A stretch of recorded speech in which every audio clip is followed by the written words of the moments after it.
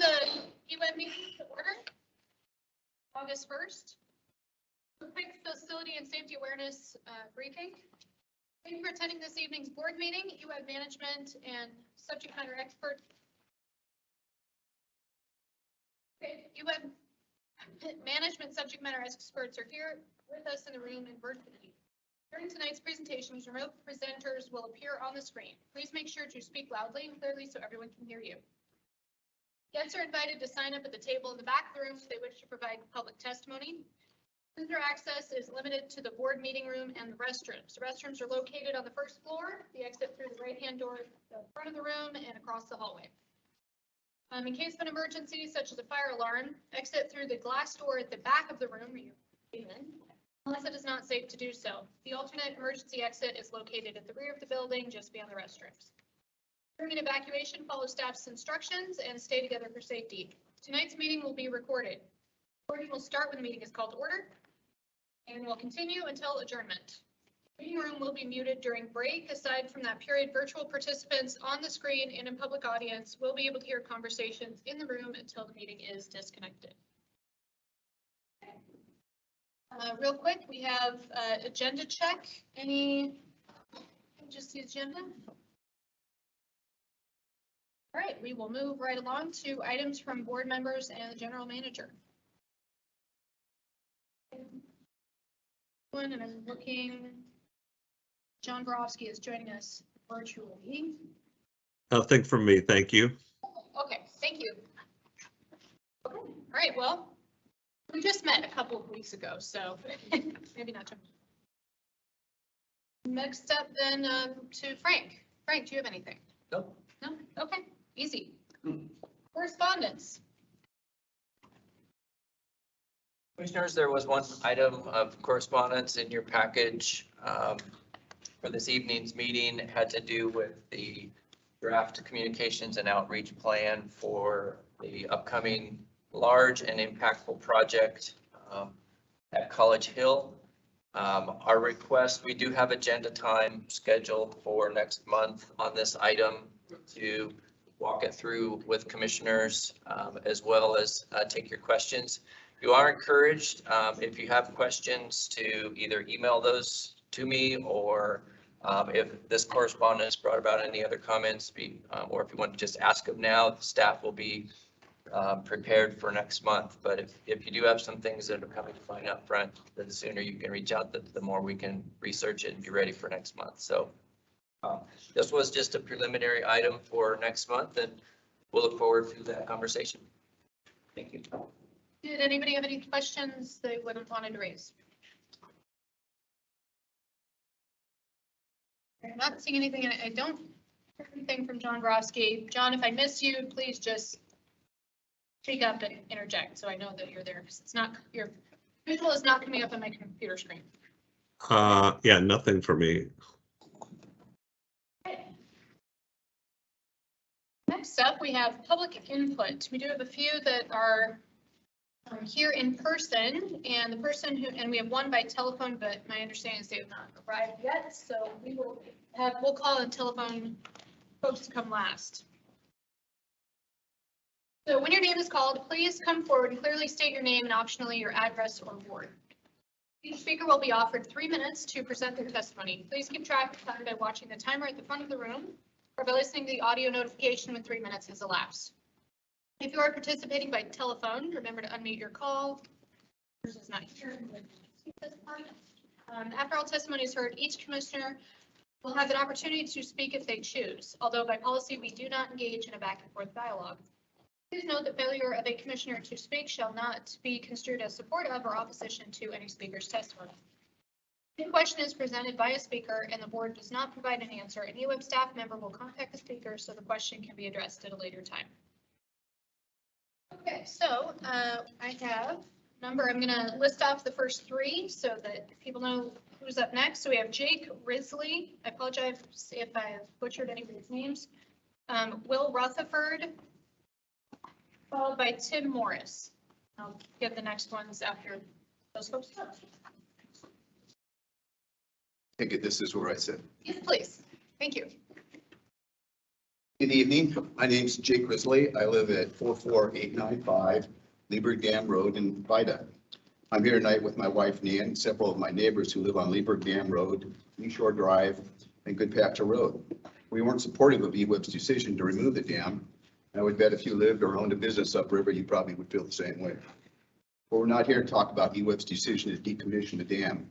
We're here to assist you in making your next decisions, one that will affect all of us that live on these 3 rural roads: access to our homes, access to our businesses, and access to our park. For example, Jim Russell, who owns the Whitewater Ranch, a large organic blueberry farm and timber operation located across Leaburg Dam, currently harvests about 750,000 pounds of blueberries each year and hauls them across the dam to market. EWEB's proposed route across Goodpasture Bridge would create, excuse me, enormous impact on his operation. His trucks won't fit under that bridge. Increased traffic along this proposed route will also impact the hundreds of residents that live and work on the south side of the McKenzie River by creating safety issues through congestion at the intersection of Goodpasture Road and Highway 126. Jim Russell reached out to Adam Spencer and Jeremy Emoji and relayed to me that EWEB intends to bring on a consultant to assist with the transportation analysis that will look at access alternatives. I'm told this will happen later this year or early next year. We also understand that there will be opportunities for public feedback of your analysis, which I'm sure many of us will want to take part in. Adam asked Jim to get back to him with traffic concerns to help him with the analysis. Those of us that live up there know the obstacles and disruption that will occur if your proposed route connecting Leaburg Dam to Lee Shore Drive is chosen. I have listed just a few that you may not be aware of. First, there's property owners along this route who are adamant that they can sell their land or have a road run through their property. Are you going to have to resort to combination of their property? Second, existing topography and exposed bedrock along this route will make it very expensive to construct a 2-lane road at Lane County standard. Third, there's a private water system for the residents that live along Lee Shore Drive, a run that runs alongside and under the current road, which would need to be replaced, as well as the treatment facility at the corner of Lee Shore Drive and Goodpasture Road. Fourth, the existing intersection of Goodpasture Road and Highway 126 has poor sight lines in both directions, and traffic across historic Goodpasture Bridge is limited to a single lane. In order to make this intersection safe, ODOT would need to widen the road and create a left-hand turn lane for westbound traffic, which would be very costly due to the large rock wall that runs along the north side of Highway 126. These are just a few of the physical challenges that need to be considered when this route is examined. Other impacts include, first, widening rural neighborhood roads and changing the livability of existing residents to accommodate increased traffic to Lloyd Knox Park, the McKenzie Fish Hatchery, and Whitewater Ranch. Second, lowering of home values along Leaburg Dam Road, Lee Shore Drive, and Highway 126 by removing Leaburg Lake. Third, what will happen of Lloyd Knox Park? Leaburg Lake is its primary draw for current private fisheries. If the lake is removed, who will come and what will they do? We fear the negative impacts they might bring to those of us that live along this proposed route. Thank you very much. Sorry, your 3 minutes is up. But thank you very much for providing the rest of your testimony in written form. Appreciate that. And that is the noise. I know it's, when you testify, it's not usual for you, but the clock is run out that little. Thank you very much. We really appreciate your time. Thank you for providing it in email or in paper form. Okay. Next up, I have Will Rutherford.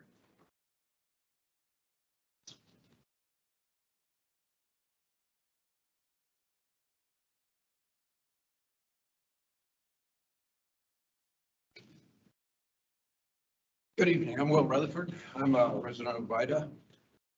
And amidst all the controversy and dialogue that's going on, I guess I would like to just provide EWEB with a little feedback on transparency. I'd like to compliment the people that made the presentations at the June upriver meeting. There's a lot of work, I know, went into those presentations. And some of what was said wasn't heard because there was a very serious challenge in front of folks at the time, and it remains. But those people did a great job. And then I'd also like to acknowledge people like Ashley, Adam, Jeremy, and others for the reach out campaign that EWEB's doing with the current connections and all of the other information that's available to us in the public. And many people don't know that they can get copies of presentations that are going to be made to you folks off the agenda if they go to the EWEB website. So you've made a lot of information available to everybody. And I hope that we can use that information as part of our dialogue as we wrestle through challenges of upriver, Leaburg Canal, Leaburg Dam Lake, and all of that. Thank you for what you're doing, keeping the public informed about processes.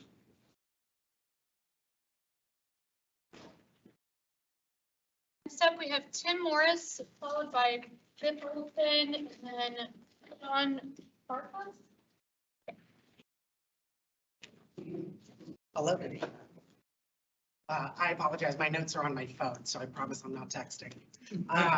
Thank you for the opportunity to speak tonight, Chair Carlson and staff and commissioners. For the record, my name is Timothy Morris. I live at 1272 Willamette Street, unit number 110, right next to the fire station. I live in Ward 1.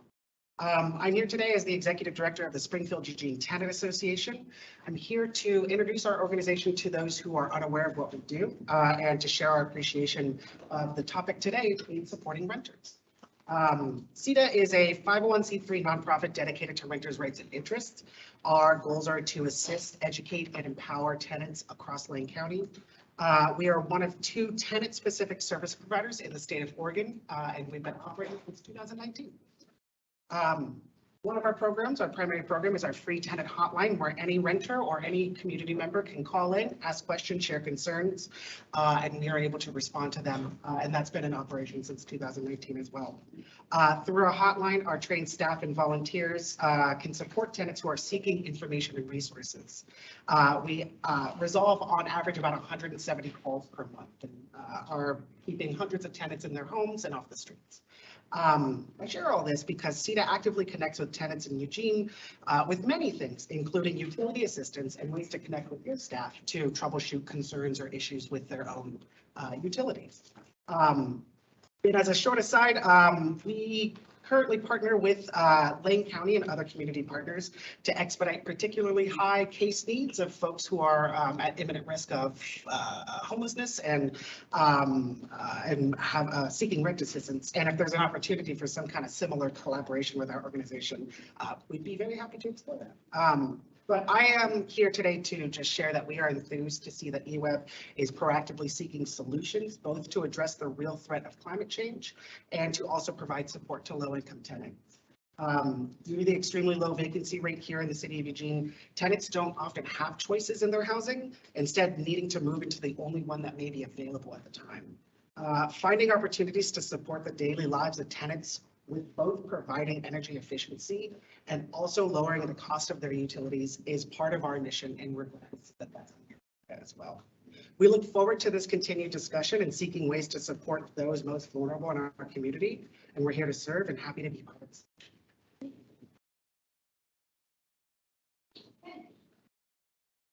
Next up, I have Biff Olson. Did you say Biff Owen? Oh, Olson, sorry.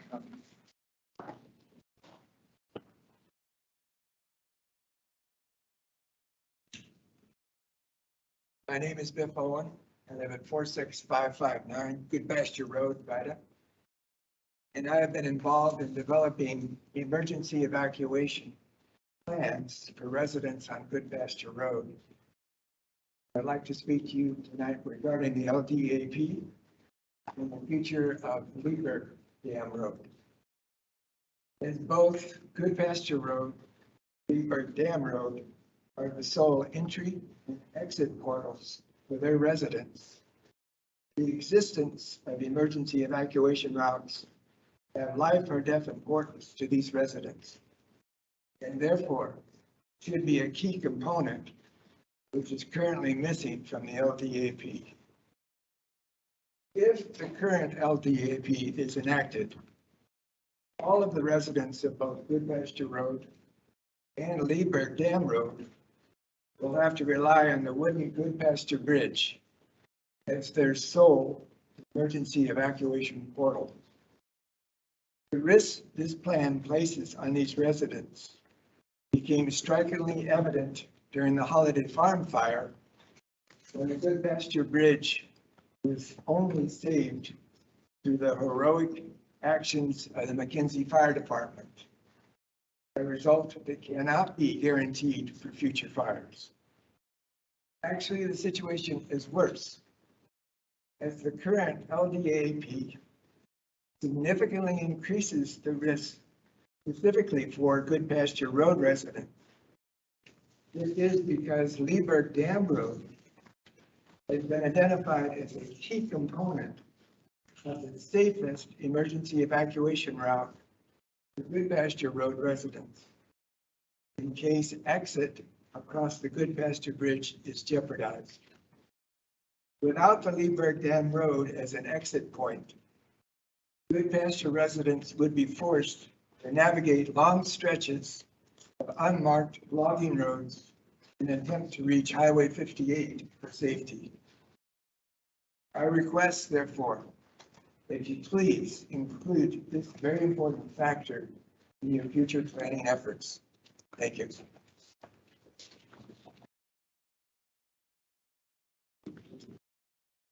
John Farkas, Mark Rabinowitz. Meeting staff. And finally, Gary Hatfield.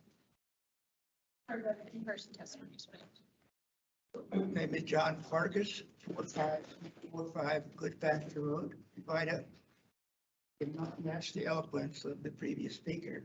Pretty much I'd like to address the same issue. You do with the Beaver Dam Road, affects two communities severely. Beaver Dam community, the Good Pasture Road. Each of these have one thing in common, only one way out. It mentioned the dam road is very, very important, far less subject to any adverse problems such as fire destroying the Good Pasture Bridge. I understand that in some previous discussions, your committee discussed connecting the two communities, which are right now not, they're neighbors, but they're not connected. So if you do that and eliminate the dam road, all the Leaburg community folks will have to also channel the Good Pasture Bridge. Try to get out. It's going to be like rush hour traffic on an on-ramp on the Beltway. And I saw that already on that famous night for Labor Day when the fire broke out and we were evacuated at midnight. And there were cars lined up just to get through with Pasture Bridge. It's the safety of both communities. Please find a solution where there are more ways to get both of those communities out onto 126. As before, mentioned speaker said, the only way right now out for either Leaburg Road residents or the Good Pasture residents is through the treacherous gravel logging road, which goes through gated private property. And even if you get through, it takes you something like 30 miles to connect with Route 58 near Oak Ridge. So, please give us some hope that we will be able to evacuate if any of the catastrophic events, fire or Hoover Dam breaks. We have no way of getting out, especially not if you would put all the Leaburg residents onto the Good Pasture Road Bridge Road, connecting the two communities. So it's a difficult task, I know. But you have to, just like the secretary lady made a big point of how to evacuate from this little room. Well, imagine the community evacuating, having a lot more importance than just one small room of evacuating. Thank you. Thank you. Mark Rabinowitz, is that next?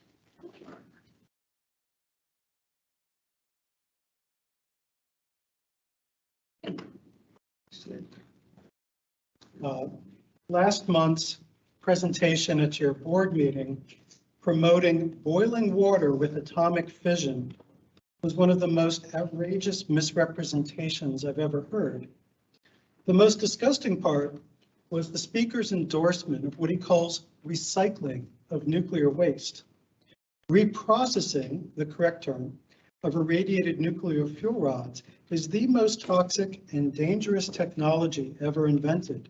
Nothing else comes close, not coal burning, garbage burning, nor massive clear cutting that Oregon has suffered.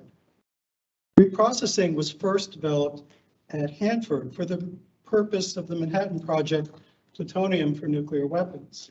It involves dropping irradiated fuel rods into acids and then using solvents to separate out the unfissioned uranium, the plutonium created by neutron absorption of U-238, and then the mess of fission products that are extremely radioactive and therefore thermally hot. This technology, Purex, plutonium uranium extraction, is responsible for the worst pollution at Hanford that has costed $100 billion to try to stabilize. Cleanup is impossible because it can't be detoxified and it's pouring polluted groundwater into the Columbia. Commercial reprocessing was a technological and commercial failure in the US and ended in the 1970s after India used it to develop their first nuclear weapon. Your speaker last month suggested that reprocessing the nation's commercial nuclear fuel could extract 1,500 tons of plutonium for use in reactors, which is more dangerous than using uranium for reactors because they can explode. In contrast, about 100 tons were separated from reactors solely operated to make plutonium for weapons at Hanford in South Carolina. It takes 5 kilograms of plutonium to make a nuclear weapon. So 1,500 tons translates into your speaker supporting 250,000 plus nuclear weapons. 250,000 nuclear weapons is what your speaker was recommending that we separate. In 1975, the Nuclear Regulatory Commission warned an economy based on nuclear reprocessing might require a suspension of civil liberties since it would create commerce in nuclear weapon ingredients. The extreme costs of a nuclear revival are the least of our problems. In the short run, they can bankrupt utilities like WOOPs, but the real threat is creating permanent sacrifice zones. We can't even build water tanks that can last a human lifetime. And how can anyone expect to safeguard corrosive, hot, radioactive material longer than civilization has ever existed? We've made a nuclear war's worth of nuclear waste, and you're seriously thinking about making more? You need to conserve energy, reduce demand. You all know this. Go to Big Creek on the coast where EWEB wanted to build a reactor, and there's no reactor today. Contemplate the longevity of your great grandchildren's legacy. Thank you. Next up, we have Nadine Scott and then Gary Hatfield.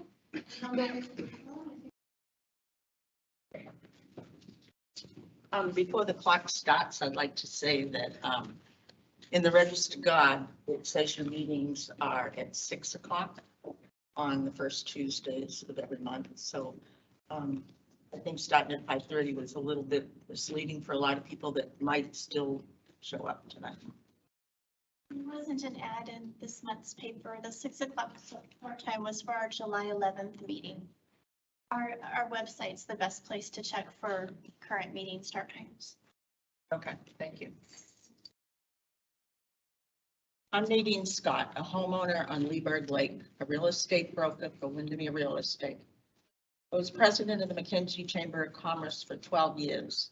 I'm correspondence secretary for the McKinsey Clearwater Coalition and a concerned EWEB ratepayer. It's my understanding to decommission the Leaburg power canals, remove the EWEB dam bridge and revert Leaburg Lake back to a river. The estimated cost would be about $221 million, and not all expenses have been researched. A recent article in the RG said you were going to have to find ways to generate more power. You have an existing green energy resource that you're destroying, and you recently built a substation in Leaburg at the expense of $7.6 million. I'm here tonight to ask why the dam, the bridge, be removed and the lake drained.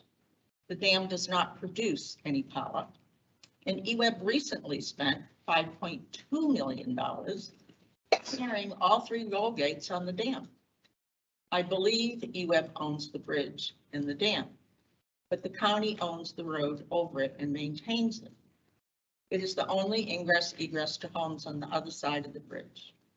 A road builder told me if he had to build a new bridge and road over the river lake, it would cost around $10 million. If EWEB kept the dam and the bridge and just maintained it, it would be a fraction of the cost of removing it. Has EWEB contacted Lane County Commissioners to discuss the option of them taking over the existing dam and bridge and maintaining it rather than building all new roads? The cost of them maintaining it would be considerably less than building a new bridge and roads. Tourism is the main economy of the McKenzie River Valley. Last September, we gathered 1,100 signatures from tourists that were using Leaburg Lake for recreational purposes. If the lake goes away, so does tourism.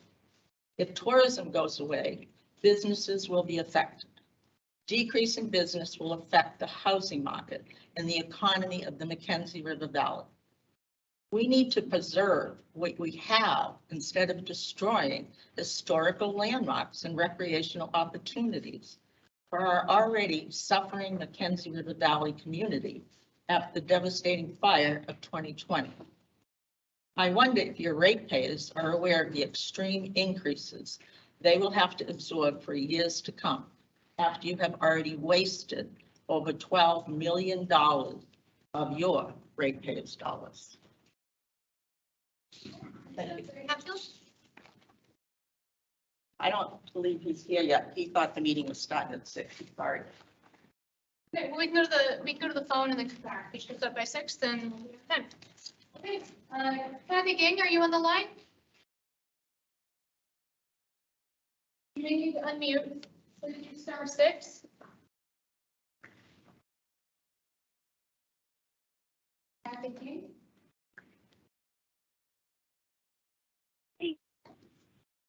Oh. Hello? Oh, there we are. Okay. Okay, great. Okay. Kathy Ging, Eugene. I'm reporting about a project I've worked on since Blue River, Oregon burned down September 2020, preceded and followed by California, Canada, and other towns. See Kathy Ging's Facebook page for hundreds of posts where I have rounded up hemp building material, information, and processes worldwide in my quest to find affordable, fireproof, locally sourced, sustainable housing, seeing the egregious oversights and current house building practices as a licensed realtor for 35 years. One can join International Hemp Builders Forum on Facebook also to learn from 18,000 persons worldwide. I've been a thought leader in Oregon about the need to research and implement more renewables since 1975 with the 3 Lane County Energy Roundups and the 3 Oregon State Fair Energy Roundups and stuff like that. The need for learning to build with more permanency and resiliency is seen in an obvious lack of knowledge of building with fireproof materials exhibited in the McKenzie River houses going up right now that are essentially the same fire-prone type structures with a few fire-wise measures thrown in. In the near future, I hope to have a PowerPoint put together by myself and a local, an Oregon building contractor who is also a techie, who is going to try to convert his business to start building with more hemp. I am informing you here and the community also that we may in the near future ask for EWEB to allow us to make a presentation to the board to help educate you, staff, and customers. I attended 11 national and international hemp building symposia, including 2 in France and Ireland online, and I bought 64 copies of Steve Allen's book, Hemp Building, and it's hempbuilding.com is the website. And the 50 international case studies at that site, 4 pages each is, excuse me, somebody's making some noise, 4 pages each that will address everything from earthquake resistance and building a 13,000 feet elevation. Anyway, anything you want to see in the world is in the 50s book. What I was going to also say is the Secretary of the United States Hemp Building Association, which I urge you to join. It's $99 for an individual, which now gets you the free $69 International Hemp Building Directory of 400 hemp building products for 25 topics, 25 nations, to help get you kick started to do what they've been doing in Europe for 30 to 40 years. 30 to 40 countries have been building with hemp, and these buildings can last up to 600 to 800 years. They are mold, termite, and rodent proof, and carbon negative, not only carbon neutral. So I wanted to say I'm sorry, what's that? That was the 3-minute time, that sound. Okay, I just want to say Jean Lotus on Facebook is the author of the International Hemp Building Directory. Thank you for your time. Bye-bye. Thank you. Okay. I did look at the Register Guard article, and it says that the meeting starts at 5:45. I'm not sure why it says that, but are we here? It's now a few minutes after 6. So.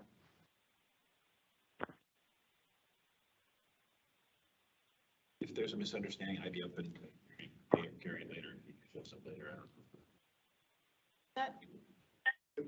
Okay, I'll leave the public comment open.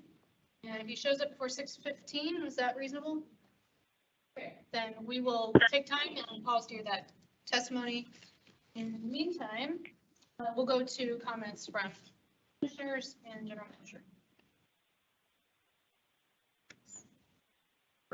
Thanks for the testimony from folks upriver. It's super helpful to hear from you. And I just appreciate you making the time and sharing your thinking, because I understand that you have unique knowledge of the area that we're talking about. So I appreciate your involvement.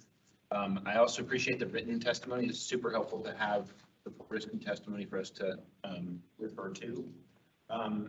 I would ask staff if we could just take a moment and talk about where we are in the transportation planning. I have some understandings about it, but if we just had 30 seconds to share the state of transportation planning regarding Leaburg, I think that'd be valuable. Also echo that, because I went back and looked at the plan and the review, the action plan, and I didn't see anything in there that was very detailed and specific. It was a plan to make a plan, to make a study. So it sounds like there's lots of opportunities for other transportation. I mean, nothing is solidified. It's all in study mode, so.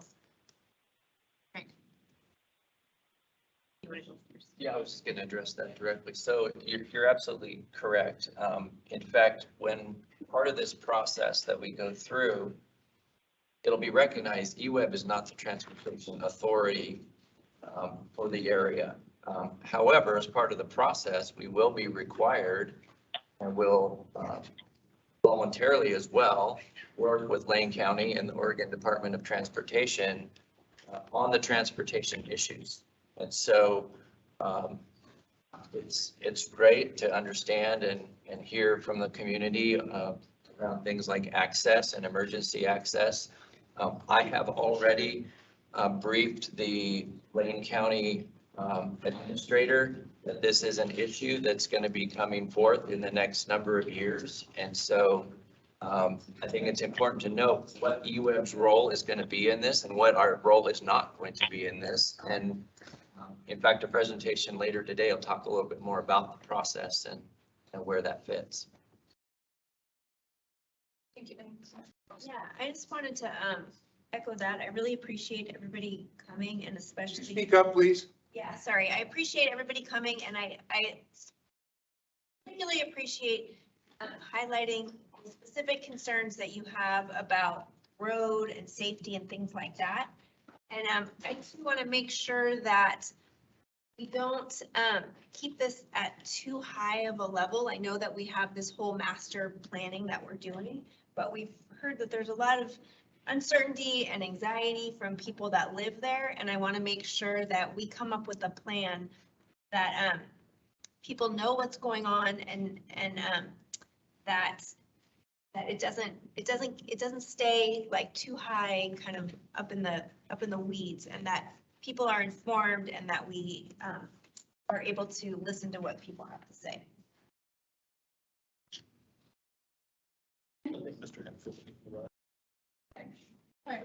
Are you Gary Fox by chance? Or Hatfield, sorry.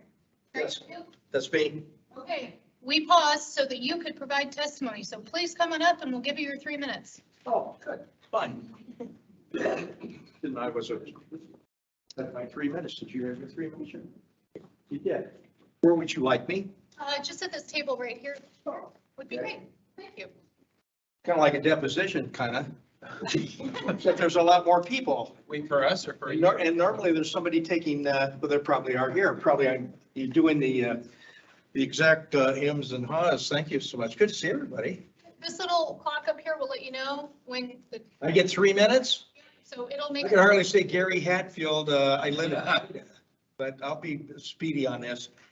Look, the reason I'm showing up here is because of, everybody knows the Leaburg issue, and the dam is coming down and the water is going to flow. And, you know, we don't want folks to think that we've gone away because we're not speaking up enough as a group. Maybe we are. We have a good speaker here that's representing us, and we have a group and a core of people up there that are very concerned and upset about various things resolving the dam removal, whether it be a bridge access or whether it be recreational use or whether it be just the fact that it's been there a long time. So my testimony basically is to say, look, I'm a very elderly person in a way because in 1967, I'm sure a couple of us might remember those years, I had the opportunity of working for the Corps. I talked about that last time. But in that focus in those days with the folks that we are following in life, they put a great value on recreational locations. And if I'm not mistaken, at that time, Leaburg was one of the focus areas for that part of the Eugene area, Eugene, Lane County area. I didn't do survey up there at that Leaburg, but I did it at 2 or 3 other areas of recreational usage by folks that came in for lake usage. So you've got that we need to consider. You've got obviously access to the other side of the river for folks. You've got a lot of us doubting the fact that you can't at least update that facility and make it workable and profitable. The last I heard, water was free. Now, I know you have to take the water and you have to be able to channel it in a way that makes you money. But from my perspective, to tear something down is expensive. It'll also affect a lot of people and adversely, and you're affecting so many pieces and parts, which 3 minutes doesn't allow me to do, and I didn't have a 3-minute speech canned, but I do have the feelings of people up that river and those that have been using it, whether they're in local people or not, and those that live on the river and those that overlook the river. We don't know the size of that river in 30 seconds that will go down to 20 or 30 feet. We don't know that. We don't know why Mr. Brown over here hasn't, maybe he can give me some light on the recreational usage of the river and the licensed fishermen and people that take people up and down the river, why that would be a good idea for those that do that for a living. So in looking at it from a broad standpoint, and with all of us neighbors and what have you, I flew up here for my 3 minutes to say, this is wrong, and somehow we're going to do something about it. I don't know what. It's certainly not going to be expressing ourselves to you here and getting somebody to make a decision. It probably is going to have to be some wizardry of knowledge that will allow us to do something to stop this. Now, one last thing from my vantage point, if I'm not mistaken, you talked about 20 years. Is that right? To decommission this and tear it down? And Probably a 15 to 20 year. 15 to 20 years. Well, when you're my age, 15 to 20 years is like 3. So it's an important thing for me and a lot of other people up there, plus those that come behind me, my family and their families, that do the best we can while we're still here to talk about it. So I appreciate your time, and I appreciate the opportunity to spoke to all of you and others that might have heard me speak. I hope to some of their concerns that I have. And I just do not fully understand that you're coping with all of the costs and expenses, not only emotional expenses, but physical expenses by people and money and usage of this lake and that dam. And I don't see all of the paperwork about how it's going to be so much to redo it and what have you. I just am not convinced, nor do I think our neighbors. So my zero says I have to go. But thank you so for your time. And that's all I have to say. Thank you. Okay. We're wrapped up then on public testimony. Close the public hearing. Is there any other final comments? Okay, John Brown? I'd like to thank everybody from upriver. I think the comments by other commissioners have responded. I'd like to talk to Tim about the renter thing. If you look on our agenda this evening, we have SMUD, Sacramento Municipal. They're going to talk to us about weatherizing and making energy efficiency to the rental pool, which is 50% of the housing stock in our service area. So that may be something that will interest you because they've got a pretty successful program there. And Mark, thank you. I was around where you're in peak oil, and I get it. Nuclear is illegal in Oregon. It's been illegal since 2008, and that was reaffirmed. But I do know that the Biden administration's Department of Energy just approved $2.5 billion to study exactly what you're voicing against. And so there's competing forces there. That the DOE is saying, let's do it. Let's study small scale nuclear and all of that. And they put billions of dollars into the research into it. And, but I get the sentiment of not only the state, but our community. So thank you. You might want to ask SMUD. I'm not going to engage in the back. You might want to ask SMUD how they turned off the area. Okay. We are going to move on to our next. We are moving on time here, and we're going to go to the approval of consent calendar A. Then we want to pull anything from consent calendar A. Okay, any discussion? Okay, all those in favor of consent calendar A, please say aye. Aye. Excellent. Next up, we have the consent calendar B. Then we wish to pull anything from consent calendar B. John Brown. Number 3. Number 3. Okay. Maybe we want to, anything else? Oh, I was going to move to approve consent calendar B minus item 3. okay. All those in favor of approving consent calendar B without number 3, say aye. Aye. Unanimously. Moving on to number 3. John. I'd like to thank staff for responding to my question, but I still want to, I have questions about it. $2.3 million to build a 500-foot lineal road, haul away some timber, and extend a water line and prepare 2 foundations for mobile homes is absolutely, it's really, really, really hard for me to accept. But I understand the logistics of how much it costs to deadhead staff, get concrete up there to Carmen and everything. But when we bid these, I mean, we had 9 proposed bidders and only 2 submitted a bid. They didn't even want to bid it because they couldn't meet the 2-year timeline. We're not even building the houses. We're just building foundations in an access road for $2.3 million. And so when we put out those requests for bids, do we have an expectation of the commodity unit price, like what a yard of concrete is going to cost us up there and what a linear foot of a road is to know just how bad it is? Is that part of the procurement process, or is this just whatever the lowest bid is? So Commissioner Brown, I'll take that. And then Mark is also in the audience. He can help with this. Just a quick clarification on the scope of the project. It is building roads, it is building foundation, but they're also going to be building a large building. So 3,200 feet. Yeah, the construction of the building itself is part of that. In the response to your question, we provided some additional details on why concrete is so expensive up there. This project is also subject to hourly wages. And then in addition to that, Mark, do you want to share some of the additional information? Yeah, there's, you know, long laundry list of complications with construction at our remote site. John, you were picking up on that with the concrete example. But, you know, we were observing as well that construction season at Carbon Smith, another example would be the fire precautions that contractors are required to implement while they're up there. Pretty much from July to the end of the construction season, we're in some sort of fire protection requirements where contractors are out there getting waivers. They have to supply tools, firefighting equipment. They have to stop work currently as of the beginning, about mid-July, have to stop work at 1 p.m. Due to so it's just another example of the challenges that a contractor faces when they're working up at Carmen during our construction season, which coincides with fire season and complications that it has in terms of costs. So clarifiers, and did we have an expectation of what this was going to cost before we got to 2.3 and the $2.8 million bids?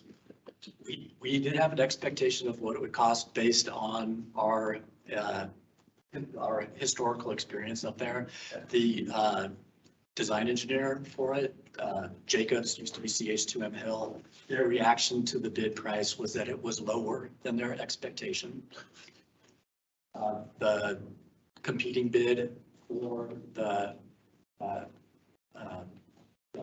select contractor from Wildish is a contractor very familiar with the site and the complications that they have to manage. And I think that's part of the explanation for, you know, where they were. So just for clarification, so they have to stop at 1 p.m., but they also deadhead from Salem. They drive up from Salem every day. They stay up there. And so we've got an hour and a half commute one way. And I mean, I just trying to wrap my head around $2.3 million. Absolutely, right. Those are that's why, like, on a, you know, per cubic yard of concrete basis, it's dramatically different at Carbon Smith than it is in the valley. All right. Well, I'm going to vote to approve it, because we have to do it. We have to do it for licensing and things. It's just sticker shock. And when we do our 5 and 10-year capital improvement projects, you know, I'm barking about inflation and things and cost. Here's a classic example. I'm pretty sure I know what that would cost, you know, a 3,200 square foot open sided building and that road and 2 foundations. Pretty sure I can get it done for a whole lot less than $2.3 million. Right, and like Lisa mentioned too, the prevailing wages, typically those types of projects in the valley are not built under a BOLI labor requirement. And that's what we face up there when we're doing the projects too, and it factors in. So a lot of little things that add up to a head scratcher. I really get it. Yeah, all right, well, thank you. I'll move to approve item 3, consent calendar B. Okay. Any good discussion? All those in favor, say aye. Aye. Okay, motion passes. Thank you. Okay, next up, we will move on to the 2023 Integrated Resource Plan adoption. 315.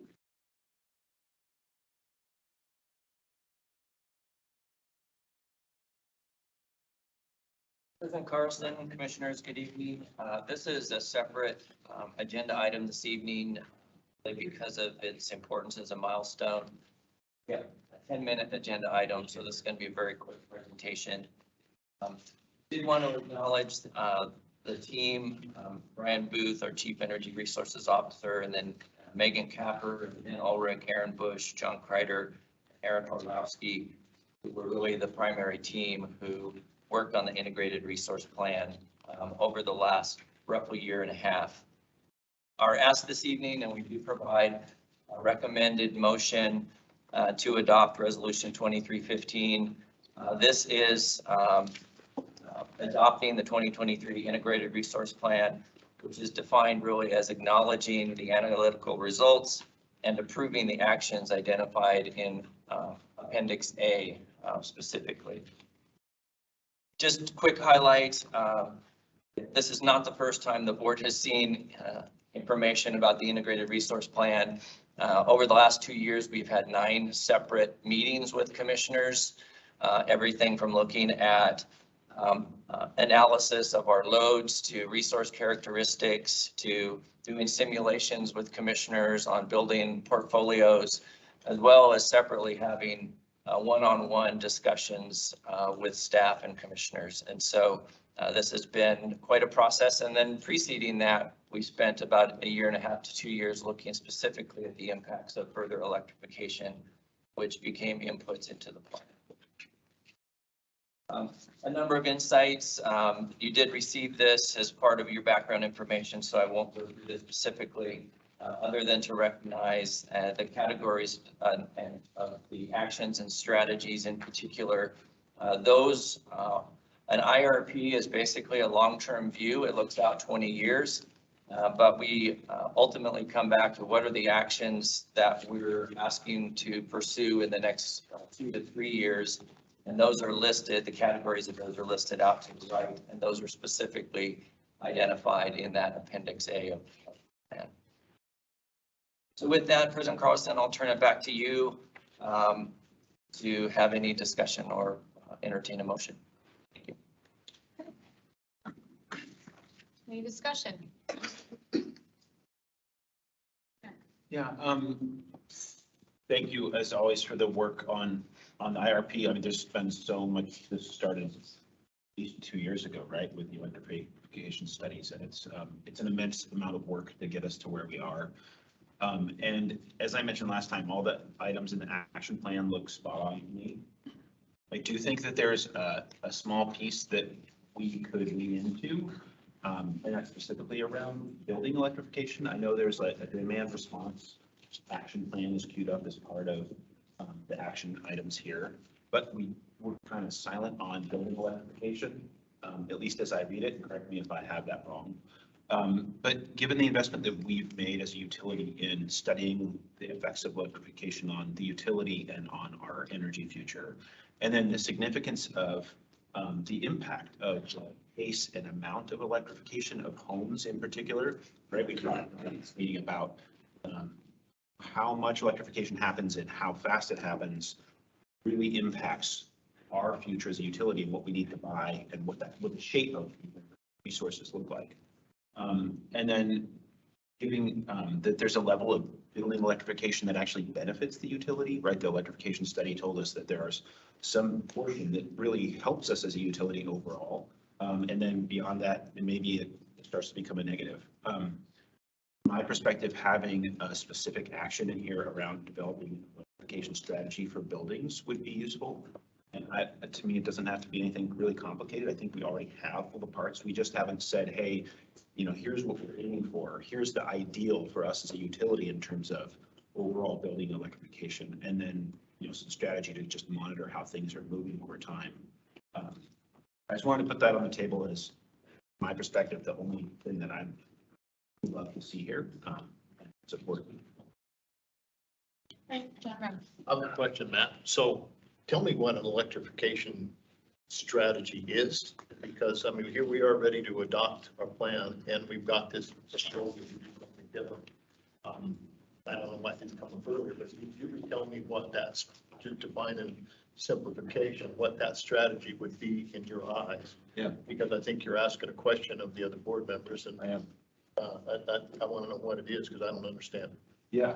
So from my perspective, it would be really just like, what's the ideal pace and amount of electrification for us as a utility?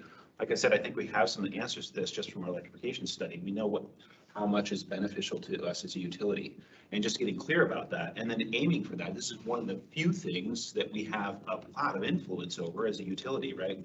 We learned that electrification isn't likely to happen without policy support.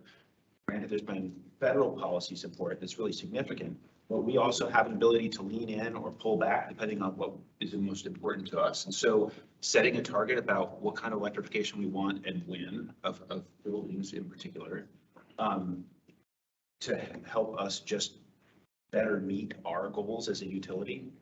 That's really it. Setting a goal, defining what types of incentives we want to put in place to get there, and kind of throttling with those different tools. I don't think there's a whole bunch of them, but the incentives that we have, adding to them or detracting from them, whether we lean in to support the federal incentives and make those more accessible to residents, I think we have available to us.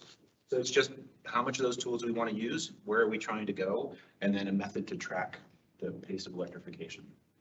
Thanks. For me, I would need a whole lot more information because I think that, we're saying we're going to mandate electrification versus, let's say, it would be nice if these homes were all electric, but, I think for me, the incentivization for electrification is make it a reliable, affordable product so they can have a choice. But I'd like to have a kind of a broader discussion, and I know that we're trying to adopt this quickly. So for me, I need more before I could support that. And to be clear, I'm not asking for a mandate of anything. We already have incentives, so it's just kind of using that tool to our advantage. And one clarification, are you asking for that to be a part of this resolution tonight? The other piece that you suggested, or? That'd be That's just valuable something from my perspective, but I also, I recognize like that we haven't talked about this, and so I'm bringing this up without a conversation first, and so I just want to acknowledge that. So I don't really expect that we're necessarily going to come to agreement tonight about whether or not this fits in here. But I also, at least the way I think about it, what I'm asking for doesn't feel like a huge lift, but No, let's hear from Frank.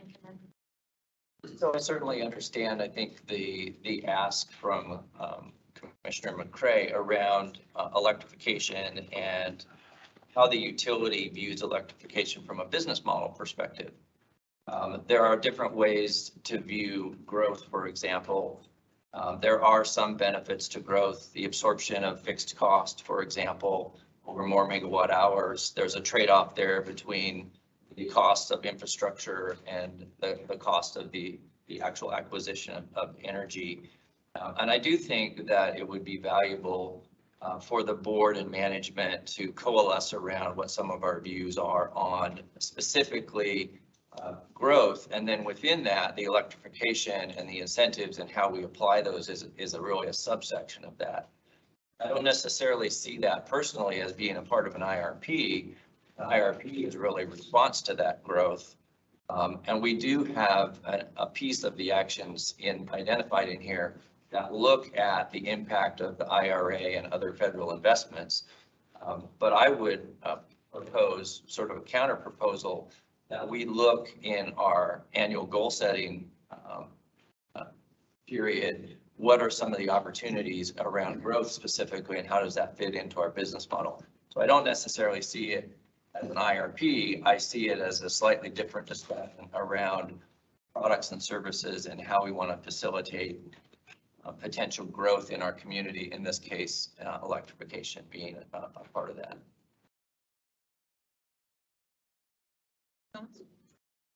I guess my comment is, it seems to make sense to have that be as part of our like annual planning, if that is something that we agree as commissioners should be in there. But in terms of not including it right now in the IRP,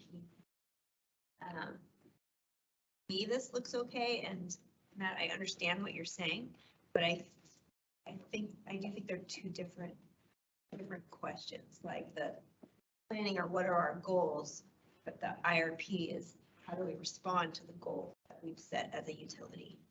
I think that's the way I look at it. Anything, John Browski. Thank you.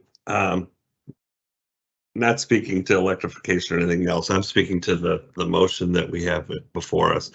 Frank or staff, I just want to make it clear to myself and to the public that's watching that this is an action plan for the next couple of years. It's not the full 2042 action plan that was kind of laid out in some of our scenario plannings that brought in a lot of people with concerns about some of the choices that were modeled out. And they had concerns about some things that we might be doing and possibly doing in the year 2042. This motion that we're going for tonight basically deals with the next couple of years, and we're planning on updating the IRP probably in 2025 when we know more about our Bonneville contracts and some of the other things. This is more of a near-term thing with some contracts that will probably be coming up in the next couple of years. Am I correct in what I just stated? You are correct, Commissioner. Good. So that lends me to to support the motion going forward. I think that we have a lot of challenges going forward, meeting the energy demands that our community and the West will have coming up in the next 10 to 15 years. This gets us to the next step where we can look at it all. And to Matt's issue, again, I believe that this is us looking at resource procurement and not resource dissemination. I think there is a conversation to be had about that, and I think that part of that can be melded in when we're talking about our conversation with incentives for some of the other programs going forward. Thank you. I'll jump in. I'm also supportive of the motion as proposed. I do appreciate looking at I mean, this is really dealing with the supply side, whereas the question that you're posing is dealing with the demand side, which of course, as a utility, the supply side has to match the demand side. But I'm also okay with saying that this is the part we're moving forward with on this side, and then getting the other information that we've gathered from, we're having even tonight with SMUD and others that we've started conversations with about our energy efficiency programs, and just getting better KPIs around what that looks like, and also just see how those programs can be revamped and structured. Maybe not revamped, but if there are other things we can do to, as you said, kind of dial up or dial back, depending on what's going on with you. I do appreciate the discussion. And when we went up to Salem, can't remember when that was, March, February, and we met with the Oregon Department of Energy. One thing that they mentioned is that they know that all this money is coming, and they're not quite sure how it's going to roll out incentive wise and what's going to happen. And I just wonder, waiting to see what's going to happen with that money will better inform us about what types of incentives that we need to lean more into or predict, because they indicated that there's a lot of money coming that will be available to customers. So that piece of information that's missing, but will come soon. Okay, I'm not seeing any more discussion.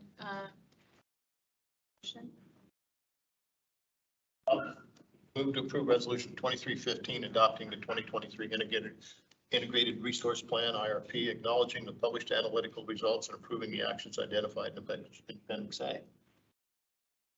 Thanks, Sean. Right. Second. All right, thank you. Okay, any further discussion? All of those in favor say aye. Aye. Aye. Aye. Okay. Motion passed unanimously. Thank you. Commissioners, thanks to staff as well. Next up, we have the Hydropower Fish and Wildlife Overview, and Kurt Miller, the Executive Director of Northwest River Program. Is it okay if I stand or? Please. Okay, great. So thank you so much for having me here. I really appreciate it. It's always taught me to be really appreciative anytime I'm actually willing to listen to you. So, so I definitely feel that way, and I appreciate the opportunity to be here. My presentation actually, I think, fits really well into the discussion that you've been having around long-term resource planning and some of those challenges. I've worked in the utility space for 30 years. I spent 20 years at Portland General Electric, and mostly in their power supply side. And so it's a really exciting time to be engaged in these issues. It's also super challenging. I know you have a lot of big brains here, so that's really helpful. My organization, the organization I represent is Northwest River Partners, and our mission is to lead the charge for the Northwest to realize its clean energy potential with hydroelectricity as a cornerstone. We represent about 3 million electric customers that are served by community-owned electric utilities like yours, all across Oregon, Washington, Idaho, Western Montana, Nevada, Wyoming, and Utah. And I've been doing this for 4.5 years now, so I can remember all those states finally. But anyway, it's a great honor to actually get to represent utilities like EWEB.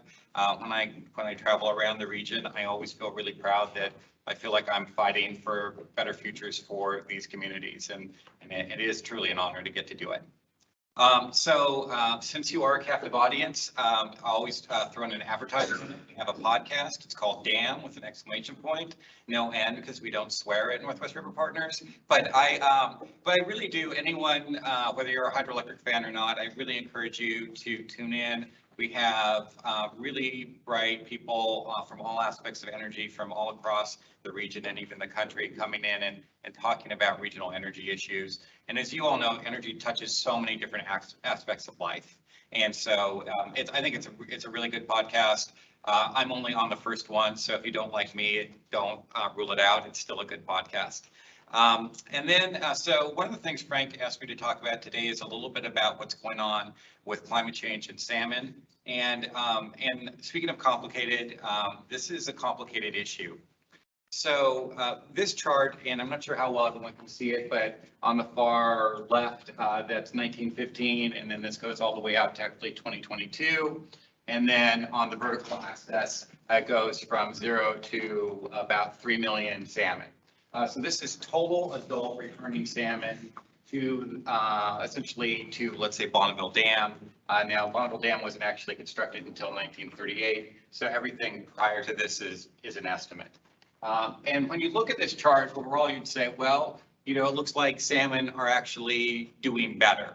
And in some ways, that's true, but it actually masks a really big challenge that salmon are facing. And one of the reasons that it masks this is, first, you don't see what was happening in the prior to 1880. So prior to essentially European settlement of the Northwest, there were somewhere between 5 and 16 million salmon that would return to the Columbia River Basin every year. So, of course, that doesn't show up on that chart, but the Europeans were incredibly effective at essentially fishing out the river. Fish wheels and other things led to actually, I think, the first fish hatcheries were constructed somewhere around the 1880s, 1890s. So it gives you an idea of how far back some of the challenges for salmon go in terms of commercial fishing. So we have rebounded a little bit, which is great. And a lot of that, though, is because of hatcheries. So EWEB and other BPA customers spend money on hatcheries, and those hatcheries have helped make up for a deficit. But it's actually masking what would this look like if there weren't the hatcheries out there. And so I'm going to talk about a little bit about that. Again, the first federal dam was built in 1938. It was Bonneville Dam. And then just as another kind of point in time, the Lower Snake River Dam started being constructed around like 1964 into 1970. And it just gives you a sense of what was going on the federal hydropower system at that time. So the really big challenge that salmon are facing, and they're facing many challenges. They faced overfishing, they've logging, different things like that. Dams. I mean, there's an onslaught of things that have been going on. But the really what I believe is the greatest challenge that salmon are facing, and it is a existential challenge, is climate change. And the Intergovernmental Panel on Climate Change, part of the UN, a couple years ago, released a report and basically said that not necessarily salmon, but marine fish populations across the globe, any fish populations that are in the ocean, that they are actually declining in numbers. And it's a really big concern. And of course, salmon spend about 3/4 of their lives in the ocean. And one of the things that people often don't know about salmon is and also about climate change, is it's not just happening in the Northwest. We get so focused on where we live, which I understand, but this is a widespread problem, and actually it's probably a bigger problem in Alaska and northern Canada than it is even here in the Northwest in terms of salmon populations. And it really comes down to this. If you look back to the 1960s, these are ocean temperatures in the equatorial Pacific, so going from 1960 to about 2020, and you can see, and the UN report refers to this specifically, almost a straight line in terms of what's happened with ocean temperatures over the last 50 years. And that in that same time period, coincides with a recent finding that Chinook salmon have seen a 65% decline in survival in the ocean. So we are seeing, as these temperatures rise, that salmon populations, especially Chinook, which are the most prized of the salmon populations, are really facing a major threat in that decline. So again, you don't see that in that chart I showed you to start off with, because we've done very well with our hatcheries. But without those hatcheries, you would see not an upward trend at all, you would see a downward trend. What that has caused some groups to say, okay, well, you know, we need to get rid of the dams. And one of the things I'll point out here is the Lower Snake River dams, which are, you know, kind of the most controversial of the federal dams. They started being constructed in, as I mentioned, the 1960s, and then finished in like the 1970s. And we've seen, you know, wild salmon populations struggle since that time. But one of the things I point out is that's not the only thing that was going on in that period. And we didn't know as much about climate change then as we do now. But now we're seeing that this is really a coast-wide challenge. And so we took data from a study and we put it on a map to show you graphically exactly how salmon populations are doing across the entire western coast of the United States and Canada. This cutout map here actually goes all the way up to Southeast Alaska. And just like a stoplight, red is bad, yellow means go faster. No, I'm just kidding. Yellow means like not so good, and then green means good. So these are small to adult return rates across the entire west coast of North America. And essentially, it makes sense, right? You need to have a SAR rate of 2% or more to have salmon reproduce. And everything on this map that is yellow or red has a return rate of less than 2%. So we do not have very many sustaining salmon populations without hatcheries, even if you get up into undammed rivers in Canada and Alaska. And so this is a really serious problem, and it's not getting better. The one thing I do like to show people, again, a lot of people like to blame the Lower Snake River dams for some of the salmon's problems. But if you look at the return rates for the Snake River, they are not at all out of place with the entire rest of the map, including Washington State and the Puget Sound area, and including the Yukon River in Alaska, undammed, and then the undammed Fraser River in Canada.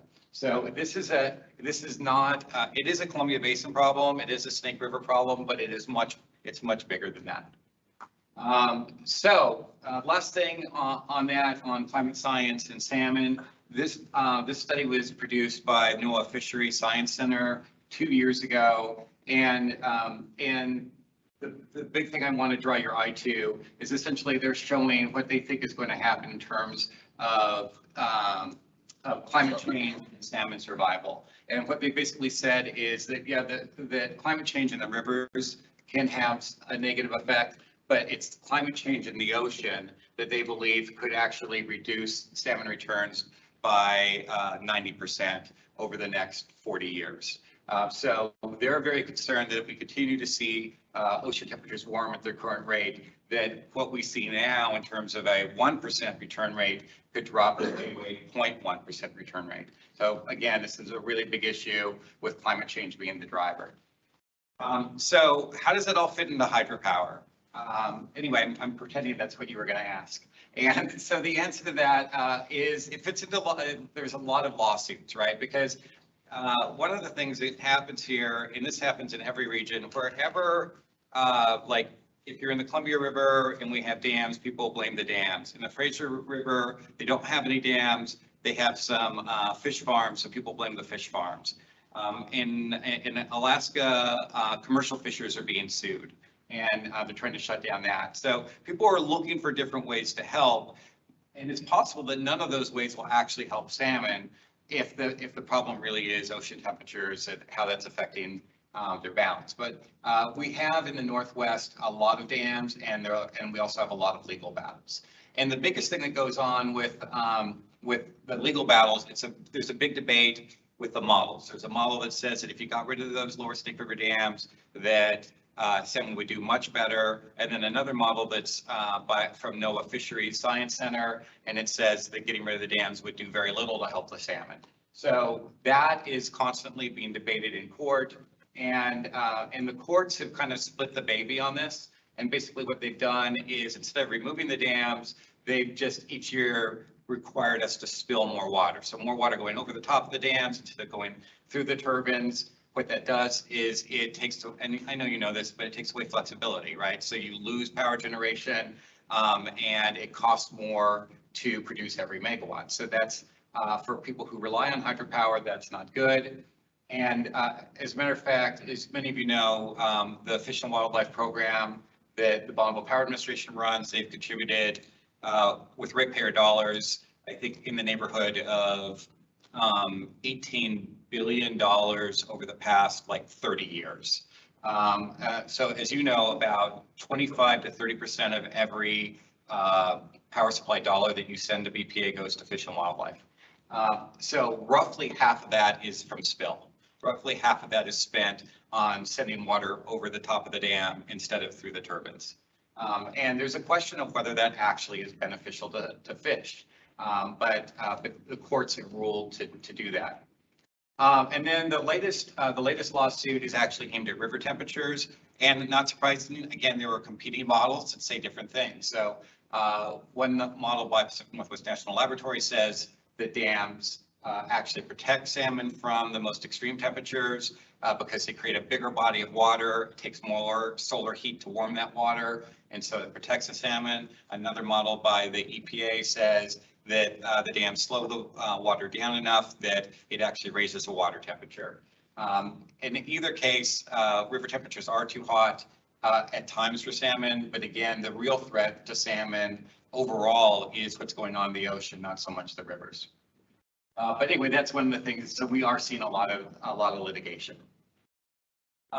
So one of the reasons in my group, not surprised, we advocate for preserving the dams and preserving the hydropower system. And I'll try to go through this briefly because I know that you have a pretty good understanding of this already. But also I like to use this slide because it took me so long to make. And that is, so you can see that the gears actually go in opposite directions, and that's not easy to do. But in any case, the idea here is if you think of energy policy, there are so many different gears in the machine, right? And I see you guys dealing with that here tonight and some of the comments that are made. It's like, well, this will affect one group one way and another group another way, and how do we manage all that? So that's what we're looking at in energy policy, and all these different issues are impacted. And the biggest driver, and I've been in this industry, since I got out of college, and we've never seen change like this in this industry before, and it's all driven by the zero carbon mandates. So all those different states are looking to completely decarbonize their electric grid. As you know, we'll lose about 30% of what powers the Northwest in terms of coal and natural gas over the next 20 to 25 years. That's a really big deal because it's being replaced mostly by wind and solar power. And we support all renewable energy. Northwest River Partners very much believes in the fight against climate change. So we're not anti-wind, but you know this, and you've probably seen this in your IRP. One of the challenges, let's say with wind, is that you can get a whole bunch of generation when it's mild out, like when the temperature's in the 80s. 2,500 megawatts, that's about 2.5 nuclear power plants, or about 2.5 times the amount of electricity a city the size of Seattle uses on a particular day. So that's a lot of wind generation, but you could see as temperatures get hotter, and this is real data, that you can go to essentially no production. You could go to flatlining for multiple days at a time when you need the electricity the most, because people want electricity when it's 100 degrees out. They need it to cool their homes and businesses. So this is the great challenge of our time on the electric grid, is trying to make it decarbonized and still make it reliable. And WEC has issued these these warnings recently, the Western Electric Coordinating Council, which is a watchdog group for reliability. And they basically are saying, and I heard you guys say this, both the demand side and the supply side are becoming more variable at the same time.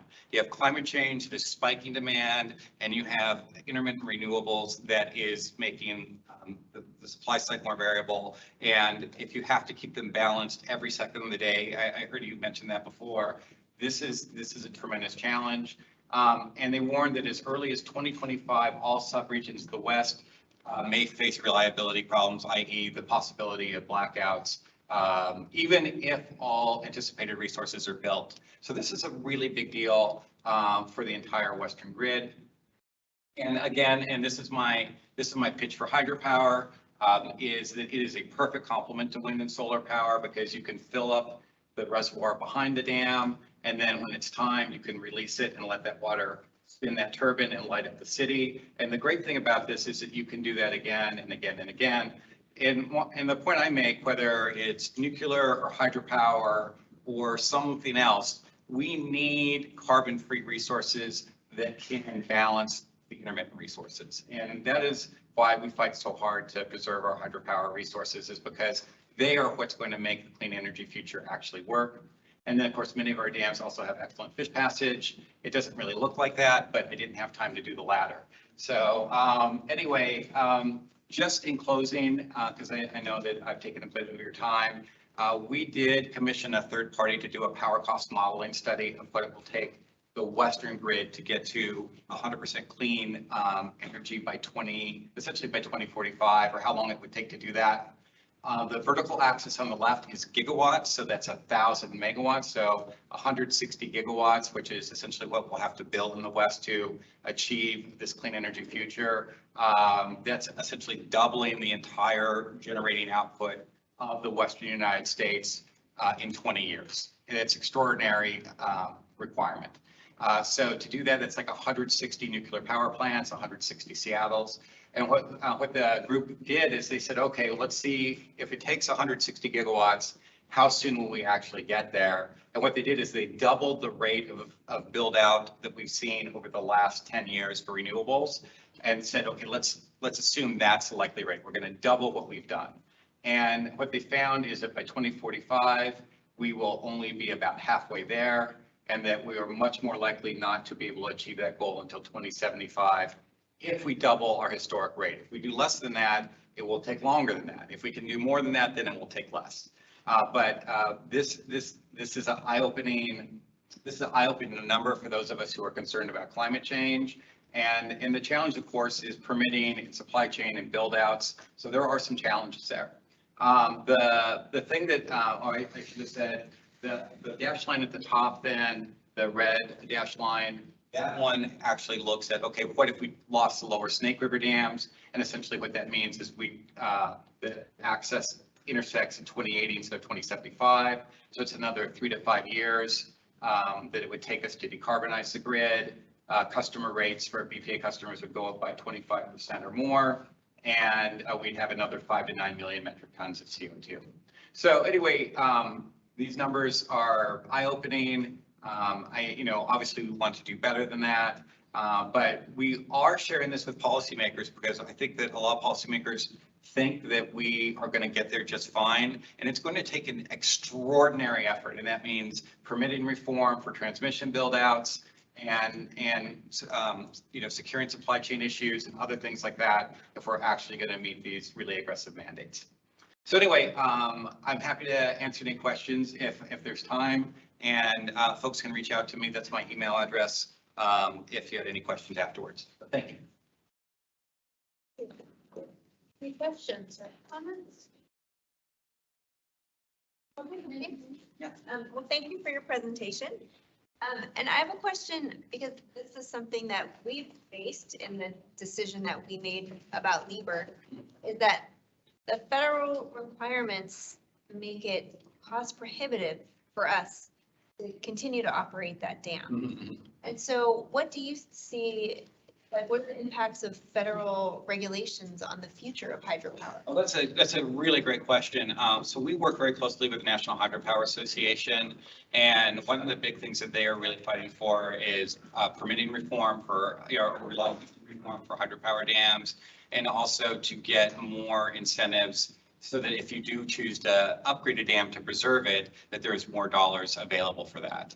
And I think that NHA, they really believe that that a lot of the marginal hydropower resources that, that they're maybe not, super inexpensive compared to the rest of the fleet, but they're very needed to provide that balancing. They're afraid that people are going to make the financial decision that you made, presented with the stark reality that you were facing. So what I would say in the industry is there's an awareness of that, and that they are working really, really hard on that, and we're trying to work on that as their partners in this. But yeah, that has to be addressed because, the nice thing about the federal dams, they're large in scale, and there's the federal money that's kept them up over the course of the year, so they've been able to upgrade. But for a lot of private dams, that's not the case. So yeah, I think it's a really huge issue, and I think that we are getting our arms around it, but there's still work to do. Yeah, thank you. Appreciate that. So I got it. So on that line, like Cougar, they're shutting it down. They're not going to generate there.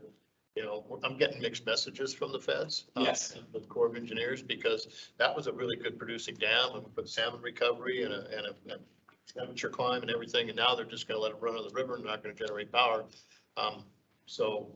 What's that about? So, okay, I'm just making that statement.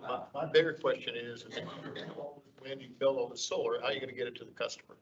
Yeah, no, absolutely. I mean, the only way we get there is by building massive transmission lines. I mean, that is it. And that is a big challenge because no one on a localized basis, no one wants transmission.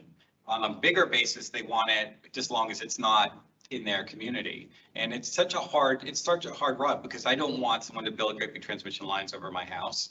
But at the same time, the only way to make this work with wind and solar power is to get the wind and solar power from where it's actually produced, like in Montana and Wyoming, and to bring it to the urban centers of the I-5 corridor. At the scale we're talking about, it's great to have solar rooftops and local opportunities. But the scale we're talking about doubling the size of the generating grid, it only works with massive transmission. And I don't know, a lot of people have lost a lot of money trying to build transmission. It takes at least, 10, 20 years to get these things permitted. So it's a real challenge. Well, can you confirm, we've heard that the last transmission line that's been trying to be built is now 17 years and it's still not approved. I will defer to Frank on that. The Boardman to Hemingway line started 17 years ago. I think they just recently got, recently being in the last month or two, got their permit. So now they have to construct it. Now they have to. But yeah, no, this is a huge challenge. Some of these things were passed. I always say policymakers should have to do the math, right? And I think that some of these things are passed without people understanding what it actually takes to get there. And it's good to have aspirational goals, but it's also good to understand what it really takes. And I think that's what you're getting at. And there's some big challenges. Thank you. I agree. In terms of the need for us it's going to take so much work for us to address our climate goals in terms of emissions and also meet the needs of our growing populations. It's hard for me to imagine hydro going away in the Northwest.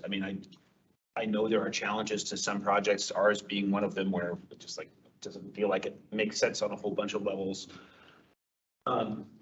So to me, it seems like hydro's here to stay. I'm curious if you feel differently. Are there big threats to any of the big projects or the major generators in our area? Yeah, thank you. It's a great question.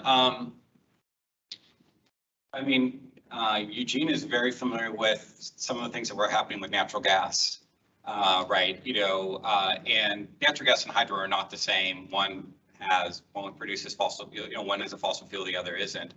But I think it's really important to understand that public policy is driven also by perception too. And so I think that one of the things that we try to do is we try to educate the public and policymakers about why hydropower is so important so that it doesn't fall on the wrong side of that ledger. Because I think if it does, I think that you end up, I think there are real threats. I mean, there are groups that are really, and I mean this very respectfully. There are groups that are very well-meaning, but are focused on certain things, and they are trying really hard to get rid of hydropower. And they are very good at what they do. They tell really powerful stories. They're very well funded, and they have the ear of legislators. So I think that our job, our organization's job, is to balance out that story. And I think and one of the things we try to rally our utilities around is to also tell their stories about, what it takes to maintain a reliable grid, a carbon-free way. So I think just as long as we have enough voices speaking up, I think, yes, we're good. If we cede that ground, the right word, if we give up that territory, I think that that void would be filled by voices that could potentially get rid of some of the dams that are very productive. So that's my kind of, I feel like I'm on the front lines of that, and I feel like there is a risk. When you talk about other groups, you're speaking about salmon advocates for salmon specifically. Yeah, sometimes there are groups that are very much just, they want free flowing rivers. I mean, some of it's for salmon, sometimes it's, and I get that, like, I love free flowing rivers too. But there are, literally millions of people living in this region that also need energy infrastructure. So I think that everyone does what they think is the right thing to do, but, and we're not against those groups. We have a specific view into what's really important for the organizations and the ratepayers that we represent.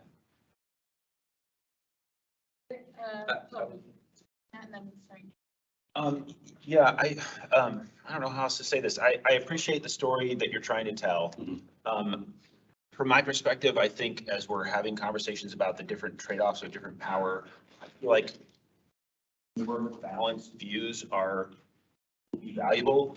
I respect what you're trying to do. I feel like you're dismissing some of the challenges that are facing our fish populations. I think we're going to lose wild running fish in my lifetime, and dams certainly contribute to that. I'm not saying we should pull out all the dams. We need the power, but I feel like a more rounded discussion about the trade-offs would be valuable.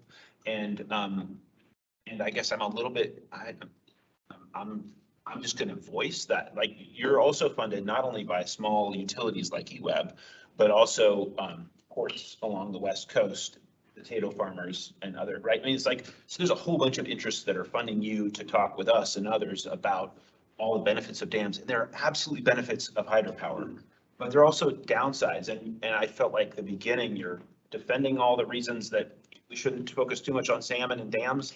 And I think there's some real concerns there that should wade into. Yeah. And there's just, I feel like a more balanced conversation would be valuable from my perspective. Yeah, no, absolutely. I mean, I understand that. I mean, I think that, one of our pillars is to help recover salmon populations. I do know that there are people who very much disagree with me on the drivers on salmon declines, and I respect that. I will say that, just so you know, I mean, 95% of our funding comes from public power utilities. That's, we were born out of public power because for the very reason you actually mentioned, is that public power was concerned that there wasn't a balanced story being told. And so our job is to provide some of that balance. But yeah, I totally hear you, and everything you said makes sense to me. So thank you. Appreciate that. Thanks. And I appreciate the conversation. Yeah, no, me too. Thank you. I was just going to say, unfortunately, what's happened, if you look back at the last 25 to 30 years, the disagreements have played out in court. And this has been one solid series of court cases since the 1990s. And judges, unfortunately, have become system operators of dams, requiring spill, battling science, as opposed to groups actually sitting down with a balanced approach and looking at common objectives. So that's the unfortunate side. The reality of it is, from our perspective, is 25 cents of every dollar that we pay on a bill for that electricity goes to fish and wildlife mitigation. And so that's the reality that we also face, is that there's not just a climate impact, there's an affordability impact. And it's not getting simpler. It tends to be getting more complex over time. So as science, even there's, like you said, there's battles within the science, which science, will the real science please stand up sort of approach. So I don't have a lot of concerns that the dams are going to go away within the window of our planning window. But I will say it could affect the operations of those dams and therefore the capacity and the output of those dams. So that's something we do have to keep an eye on. Well, again, I really do appreciate you guys have been so generous with your time, and they were excellent questions. So thank you so much. Thank you. Could I put a couple questions out there? Well, sorry. No, I Yeah. didn't see your hand. Oh, Yeah, come back. thank you. Thank you for the presentation. I've kind of got a few of the same concerns as Matt has about we need to hear all sides. But one of my concerns is that, you talked about talking to policymakers. We've got some fairly strong voices in Washington and Idaho that have basically said, we're not going to let salmon go extinct. And, your presentation led to the fact that, ocean temperatures may be a big player in that. But there's really not a lever that those policymakers can use to affect ocean temperatures. There are levers that they can use to affect smolt to adult return rates. And that would be messing with the dams, figuring out what impact the 4 dams have on smolt to adult returns. So I'm just wondering, with the proclamations that's been made by the governor of Washington and all of the congressional people in the Washington, Idaho area, as well as some in the Oregon area, that they're not going to let those salmon go extinct, but they have the only levers that they really have to play with are hydropower and the things that are there. Where do you see this moving?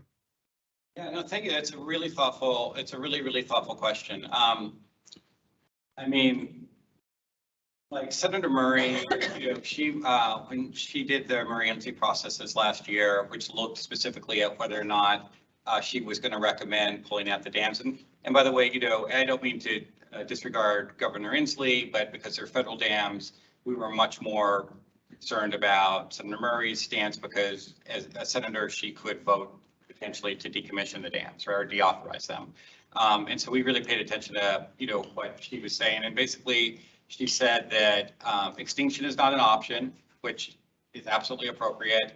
And she also said that at this stage, the technology doesn't exist to replace the dams in a affordable, reliable way, but that the region should work towards getting to the place where, if policymakers wanted to take out the dams, they could actually have that choice. So more or less what she said is, we don't have a choice right now, but it would be good to have options going forward. I think that's really wise. The other thing I would say is, there are other levers to pull, like with hatcheries. There's one of the things that, if you look at the science, they said that the larger the fish is by the time it hits the estuary, the much higher probability of return as an adult. So there are some things on the hatchery side that we could do potentially to maybe grow the hatchery fish larger and make sure that when they do get to the estuary, they're larger, and then maybe we'll see more come back as adults. Also, there's a lot that can be done in terms of predation for marine mammals, and also avian predators of fish. So I think those are other levers. Hydropower is certainly a lever. I think that the question is, will getting rid of those dams actually result in significant smolt to adult return rate increases? And I will just say, and I can say this very with good conscience, that the science on that's really mixed, and that the models that show what would happen are very much in disagreement. So the question is, do you do something as costly and in some ways dangerous to the energy future of removing those dams if you don't have any certainty that doing so will actually help salmon in a meaningful way? And I think that is the question that policymakers have to wrestle with. I respect that that's a really, really tough question. And I have my own thoughts on the way that should go, but I do understand that reasonable people could fall on the other side of that. But I think that's the debate. In my heart, the debate is we're not sure exactly what getting rid of those dams would do to help salmon. Should we do it anyway? And I think that's where it really falls out. But I really appreciate the question, and I think it's very thoughtful. And then the other thing that I wanted to bring up was I read a report, and I can't remember if it was EPA or what report I read that came out that said the cost to replace the generation that would be lost by losing the 4 lower Snake River dams would run between 28 and $43 billion to replace the megawatts that would be lost. Does that sound right? Yeah, so one BPA study, they hired E3, and E3 looked at it, and they said up to 77 billion. The range is really wide. We're looking at models. Models are imperfect. The reason that the cost is so high, energy itself, as you know, and you guys are dealing with it in your IRP, energy itself is fairly easy to replace. It's having the energy when you need it, or as we would call it, capacity. And the capacity that the dams provide is about, up in the wintertime, about 3,000 megawatts. That's about 3 large nuclear power plants worth of on-demand capacity that can be used to meet extended cold snaps or heat waves. That is what's so hard to replace. And so that's why you end up seeing really big dollars, because to build that much wind and solar power and batteries, you end up having to overbuild. What our study found is it would take 15,000 megawatts of wind, solar, and batteries to replace the 3,000 megawatts the dams provide on demand, because you'd have to overbuild so much that there would always be something available somewhere to make sure people had energy when they need it. So that's the challenge. The challenge is we should have a lot of energy in the market as all these renewables get built, but it will oftentimes disappear when you need it the most. How are you going to back that up? So that's one of the big challenges that has to be solved. Thank you. Yeah, thank you guys so much. Okay, here at next agenda item, energy efficiency program. And we have another. I'm just going to do a quick intro. Okay, great. I'm Julie McGahee, Chief Customer Officer. So I am really happy to introduce Leah Pertl, who is online. She is the Supervisor of Zero Carbon Energy Solutions at the Sacramento Municipal Utility District, or SMUD. And Leah is going to share SMUD's approach to community impact planning and energy efficiency programs. And there she is. Thanks, Leah.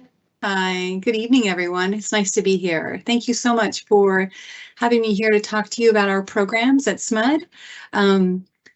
And it's really been a pleasure, having been with SMUD for, almost 2 decades, we've really seen the gamut, right? Before I joined SMUD, I remember hearing about energy efficiency and what we were doing in that space, and then really getting into the utility space. There's just so much that has evolved, and especially over the last 10 years. So I'm happy to share with you a little bit about what we're doing today. You want to go to the next slide? So today I wanted to talk to you a little bit about our community impact plan and some of our key initiatives on how we're able to deliver among our goals, as well as engage our community with those goals and what programs and services that we have developed to do so. And then part of that really to kind of close that loop is what rebates and incentive programs through our residential and commercial program delivery models have been successful and that we're continuing to develop over time. Next slide. So just as a level set, talk a little bit about who we are. At SMUD, we are the Sacramento Municipal Utility District. We are a community-owned, not-for-profit electric service, and we are the 6th largest in the United States. And we've been around for a little over 75 years. Pretty proud of that. We still have the same neighbors. PG&E still there, still our partner, if you will, in our region. And you know, one of the things that we have done, though, since 2020 is we have set a goal to be 100% zero carbon free by 2030. It is one of the most aggressive goals in the country, and it's something that we are not going to do alone. We definitely will do this with our partners, with our community members, 645,000 customers. And it's going to take every one of our employees to do that, which is at 2,300 now and counting. But to do that, we leverage our board of directors. We have a 7-member elected board of directors that really reports back to the community. And they get feedback from them. They give us guidance and direction. They actually helped us back in 2021 when we saw that we were moving to a new direction. We needed to change our purpose statements, our actual strategic direction and statements. So the one that we are working on today is, for example, our purpose statement today is that SMUD's purpose is to enhance the quality of life for our customers and community by providing reliable and affordable electricity. That has always been there, and leading the transition to a clean energy future. Last portion of the statement is what is new, or new since 2020, right? And so we're really trying to continue to evolve, progress towards that clean energy economy while still making sure that we are providing reliable and affordable services to our community. So it's really important for us. And so next slide. And so as we go into this carbon plan, we had to set priorities, and we had to really take a quick look and say, okay, how do we create the sustainable future? We had a IRP. That IRP created a carbon-free roadmap, if you will, and it focused on local investments. But it also said, okay, how do we still do that while still maintaining our low rates and reliability? Those are key things that we needed to continue to maintain. And as we all know, that is not an easy thing to do by any means. You know, while we provide power, we also need to make sure that as we're doing it, we're looking at our own systems.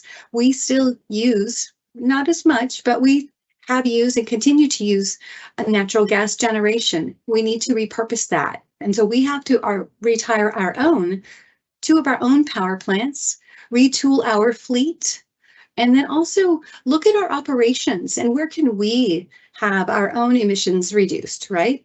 So just from a business perspective, running your own business, we've got to do our own work as well. And then we are working with customers, manufacturers, the community to learn more about proven clean technologies. And then identifying how we can achieve a 90% reduction in greenhouse gas emissions, which our goal is 3,000 megawatts of new renewable energy and storage equivalent to meet the energy needs. And they're telling us, hey, we can get there. Now, we're looking at that as equivalent to delivering power to 6,000 homes. Well, with 640,000 customers, right, that's a drop in the bucket, but it's a start, right? And it's going to help us scale up as time goes on. And to that point, we're looking at new technologies. Every day I'm talking to contractors, customers, manufacturers who are saying, I have a new product. I'm like, really? So have you tested it? Is it out of R&D? Let me learn more. And it's pretty exciting to see some of these technologies show up and those business models and how we can pilot them to test them. I had one customer tell me today, that he was approached by someone who wants to do batteries, EV charging, all tied to a multifamily unit. We're pretty excited, but then we're like, well, hold on, what's the customer's experience like? What's that tenant going to be interacting with? Will this change how they use the space or have an expectation of, you know, something different? Is there education that needs to happen, right? But in addition, what are those financial impacts? Does it change their energy consumption? Does it go up, go down? Is it neutral for them? And then as a utility, what is the rate impact to the rate of inflation? If we start to see reduced consumption, but then, you know, does that affect, we still have to provide service, right? Affordable, reliable service. We want to make sure that our rates don't escalate beyond what is expected. And we typically see an average of 2% rate of inflation in our utility costs over time, annually, which isn't unexpected. Most utilities see that. And so the way to do this, though, is to leverage partnerships and grants to offset costs and generate operational efficiencies. An example of this was a recent grant that SMUD was awarded through the CEC's REACH grant for affordable, equitable electric vehicle charging for multifamily housing. I'm sure I missed a word there, but in any case, so we are now providing and working with local affordable housing properties to deliver electric vehicle charging in the region, but we're not doing it alone. We're leveraging a statewide grant to provide charging systems to affordable housing in our community at the rate of, you know, we're expecting more than 100 handles or chargers to be installed within our region in the next 2 years. And so that's just one example. There are many more that we're working with. So I'm excited to see how that is going to help us achieve our zero carbon plan. Next slide. And so really what started it off, though, of course, was SMUD's Board Climate Emergency Declaration. And that's where we identified the need to say we only have a limited window. We have to get this done. And so we set the deadline of 2030 to achieve a zero carbon environment at that time. And so we developed our zero carbon plan. And as part of that emergency declaration, we needed to take a look at where we were at. And even though our community had some challenges, our own power mix has been and continues to be among the cleanest in the country. And so we are looking at adding renewables like solar, wind, biomass, geothermal. We continue to look at new opportunities and what's worked in the past to be 100% carbon free by 2030. But we're still continuing to offer energy efficiency, electrification of buildings and transportation, and increasing our clean power resources to help our customers, our community join us on this path. So that's where our community impact plan comes along to talk about how we're going to get there. Because you can have strategy, but then you got to have tactics, right, that are really relevant to the community.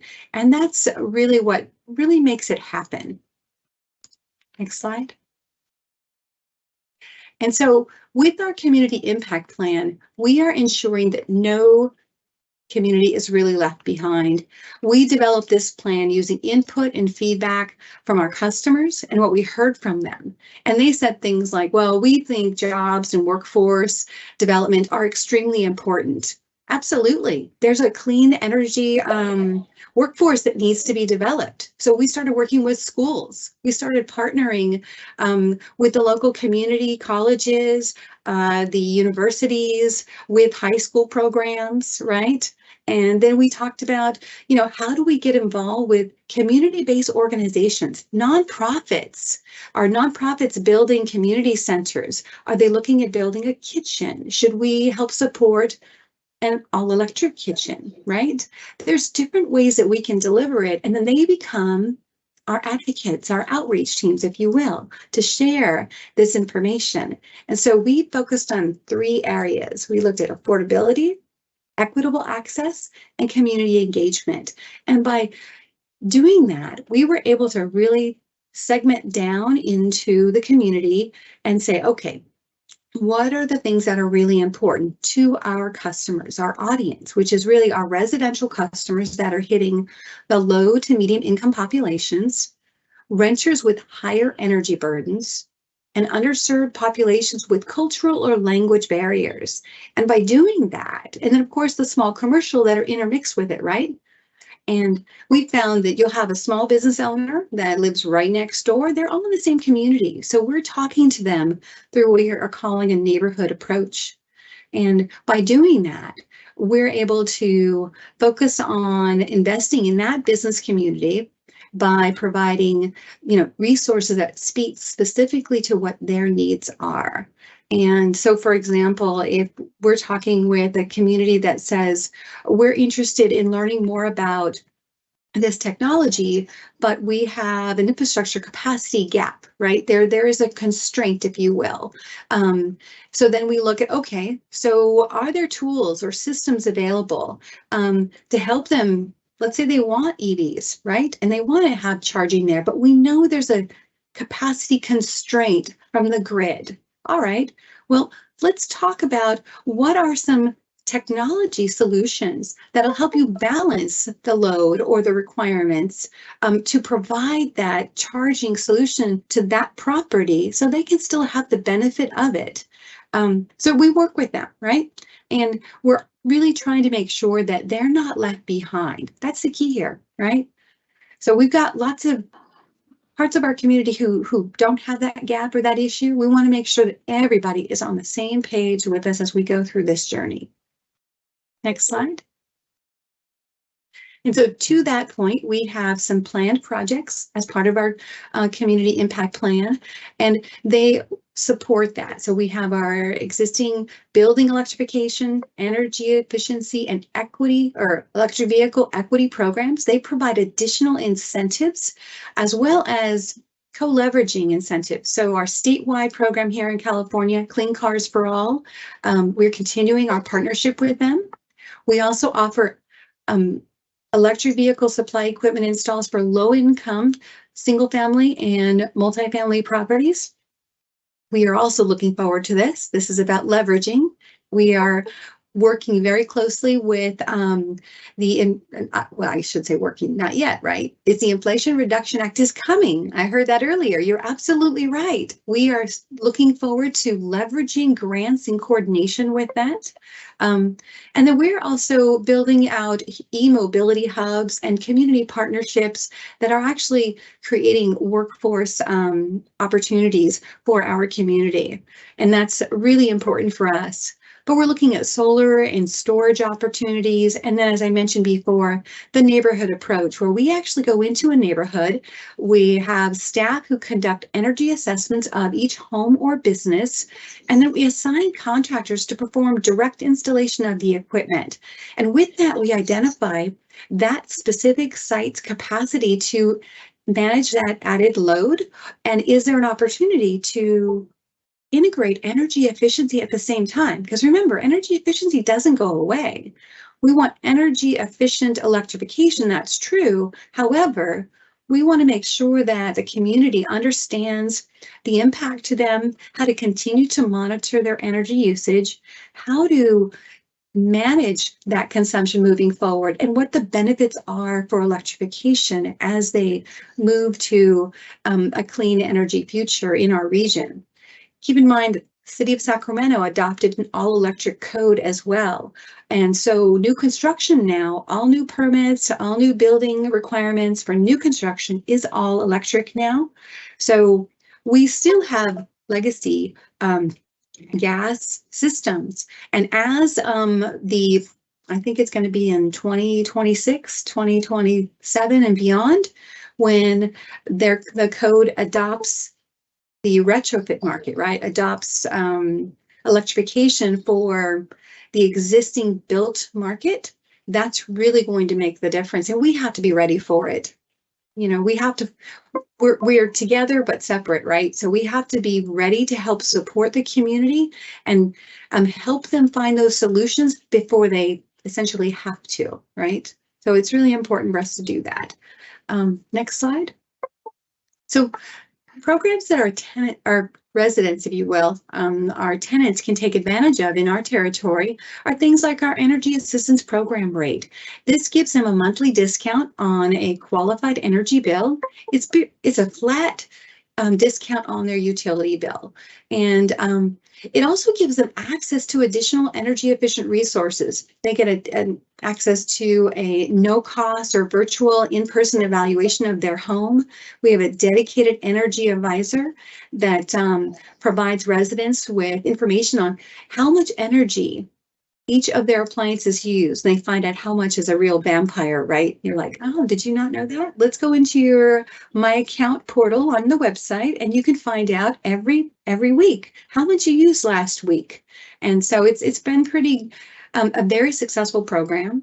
We've actually taken that beyond just the home and actually put it into schools. And we have some schools who run their own energy training camp, if you will, all the way from elementary all the way through high school. So it's been pretty exciting to see that education happen and scale up as well. We also offer our medical equipment discount program that provides discounts for qualified properties that have medical equipment that's needed. And then we offer load flexibility programs. And you know, we've got a virtual power program called My Energy Optimizer. We are currently recruiting for our residential customers to come in and take advantage of that program. It offers them an opportunity for bill savings, as well as supporting SMUD's decarbonization goals, as well as supporting the region's goal for, you know, a cleaner environment and community. Next slide. And then our next slide is our rebate and incentive programs. And these are primarily for our residential customers, as well as some for our commercial. For our residential programs, we have last year we launched a contractor network program. And what that contractor network program does is it allows renters who have authorization from their property owners increase access to new energy efficient technologies. These contractors can do direct install of heat pump, HVAC, heat pump water heaters, seal and insulate packages, circuit upgrades, panel upgrades.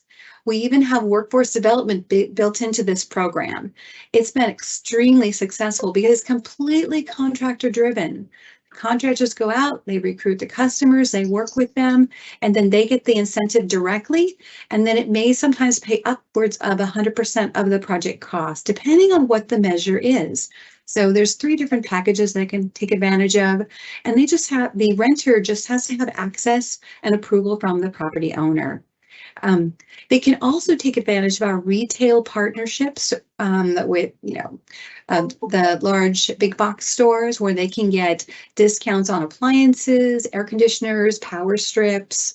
There's a number of them that make it available for them. And it's a direct buy down through that retailer partnership. So when they walk in, the discount's already embedded into the purchase. So they can walk away with it. And I know that it's a regional thing. So people that live outside of the territory, they come and buy. So it happens, right? So just makes it easier for them to buy and invest in energy efficient technologies through that process. So there's no extra rebate necessary or an additional application process for it. In addition, we also offer on our website, we offer information on, you know, customer information and rebates, but we also offer in their utility bill, they get a home electricity report. And then we also offer the option for them to go to our SMUD energy store where they can purchase it. They just type in their address, their zip code, and they can then go onto the website and purchase everything from light bulbs to smart thermostats. Okay, so you can even order an EV charger and ask and request that it get installed. There's even that option. And so obviously as a renter, you probably have to get permission from the property owner, but there are things that they're very easy for them to purchase. I think you can even buy LED Christmas lights on there as well. So There's a lot of choices there on the website, but it just gives them information to make the best choices from their home. And even if they're thinking about, let's say they want to go out and lease an EV or they want to buy one, there is actually a link to the website where they can actually go in and say, okay, how far are you from your business or from your workplace? What do your travel plans look like? What are your goals for carbon reduction, right? And then it gives you the best options based on what your needs are and what's available in the marketplace. So we give them information that really goes beyond just in the home. It's really about their community and how they want to engage with it. And then finally, we have our multifamily retrofit. And this really is a program that we've had since, probably the mid-70s. We've had this one a very long time. And initially, it really started out as an energy efficiency program.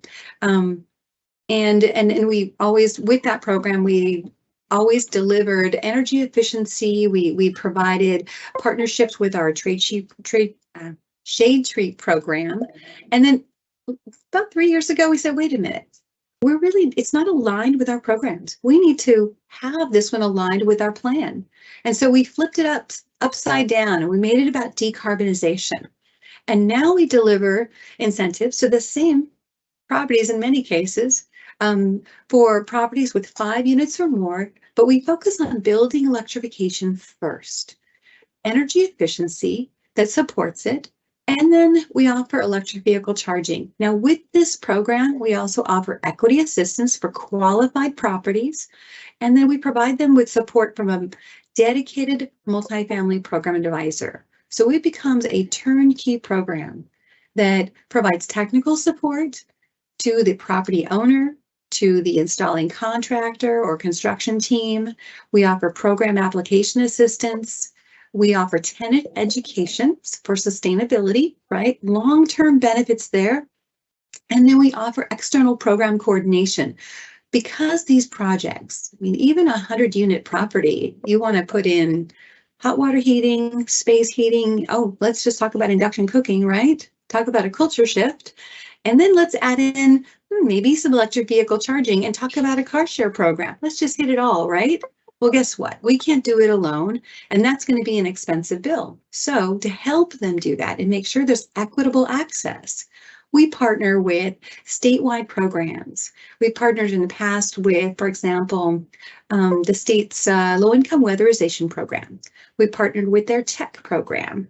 We've even partnered with there's an SGIP, statewide SGIP program, right? And so there's a number of them that we stack and layer across the state to make sure that these customers aren't just doing it by themselves. They're also doing it with the broader community. And then we're bringing in the tenants to say, all right, this is what this experience is going to be like for you. And then for the properties, what's it like to manage to maintain this new equipment in the future, right? What's the operational impact to you? And how can we help support you so that this becomes successful? So for seniors, I certainly wouldn't necessarily recommend chargers that are going to support individual spaces, but maybe a shuttle bus program if they already have it in place, right?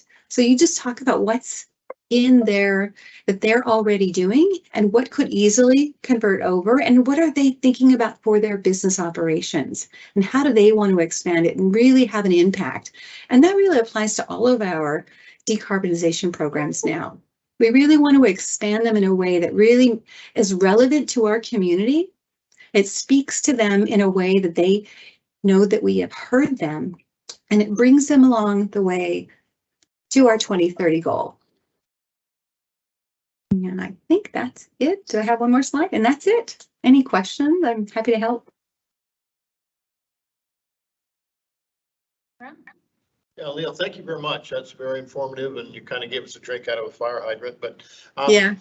A couple questions on the utilization rate when you have chargers at low-income housing projects. The majority of EVs are new and many are very expensive. Do you have a utilization rate, any statistics about what percentage of those EV chargers? Because I would think that buying any electric vehicle from somebody who's on limited income would maybe be a challenge. That's a valid point. And unfortunately, we don't have any significant utilization rates in this market. That's why we are leveraging the grant with the CEC to learn more. So that's exactly what we want to learn more as we, implement some of these projects over time. And I expect that in about 2 years, I'll have some answers for you there. Thank you. And my second question is, when one of the qualified individuals in an apartment qualifies to buy an energy efficient appliance, like a refrigerator or a dryer or something like that, when they move, do they get to take that appliance with them, or does that stay with the property? It stays with the property. That's true. In our territory, appliances don't typically move from property to property. So it's an asset. So what we want to make sure of is that every property owner takes advantage of the programs that are available. And we partner with a number of organizations where we can provide either at a discount or free appliances that are energy efficient, either refrigerators or reduced costs for induction technology and such for those homes. So, and we're even looking at new technologies that will allow us to look at unique, innovative ways to deliver new technologies such as induction to those properties, because we know that that's definitely a challenge. Thank you. My last question, who finances things like appliances? Is that an electric, a ratepayer subsidy or grants, or where do you get your money to buy down the cost of these appliances and these features to help renters? So we do have so as a municipal utility for energy efficiency, part of our ratepayer cost, if you will, there is a portion of that that goes into a fund for our energy efficiency programs. For building electrification, that's a little bit different. We actually set aside a percentage of our operational funds to help our community. And then this year, well, not this year, but I guess about 2 years ago, we made an investment with our community impact plan, and we doubled that investment. And by doubling that investment, we have set aside those funds to support specific communities within our region, so that we can really make an impact and make sure that we don't leave anyone behind. Thank you. Very helpful. Mindy? Yeah, I have a question. How successful have you been at getting landlords to invest in retrofitting some of their rental units? So we've been actually very successful, I would say. The first year when we launched the program, when we relaunched it, it was in 2019. So we've had 4 years of work, really deep work with multifamily properties. And this year, we are actually on target to deliver almost 3 equivalent gigawatt hours in gas to electric renovations, which is almost over. Last year, we renovated over 1,000 units. This year, we're on track to renovate even more. So I would say that we have been successful in delivering that, but we're not, like I said, we're not doing it alone. We're testing out new technologies with customers. We're making sure that if something doesn't work, we're going back and helping them. In our first year, we worked with a customer who put in a central plant heat pump water heater system with a gas backup. Not ideal, but the baby steps, right? We found out a year later that it wasn't working. So we went back and helped them. We brought in a team to identify what the issue was. Was it really about, the piping that got installed? Was it not built as it was designed? Turns out that there were some minor tweaks that needed to be adjusted. And so the customer has been able to take those recommendations, make the adjustments, and now it's very happy with the system. But being available and being there to help those customers kind of go through, not just, adopt it and go learn about it and then you're gone. It's along that pathway that a year or 2 later, it's not working. Come back and tell us so we can see if there's an issue we need to learn from, so we can help you. And I'm curious how you've gotten landlords to invest that way. Like what specifically are the programs that you've offered? Because oftentimes there's no incentive for a landlord to do anything because the renters are the ones that are paying for the utility cost. True, true. In many cases, that's true. In this case, what we found was that if you have central plant heat pump water heater or space heating, let's say, or you have, so they have to maintain those. So that's an issue. They also have to look at, okay, at some point they have to replace them.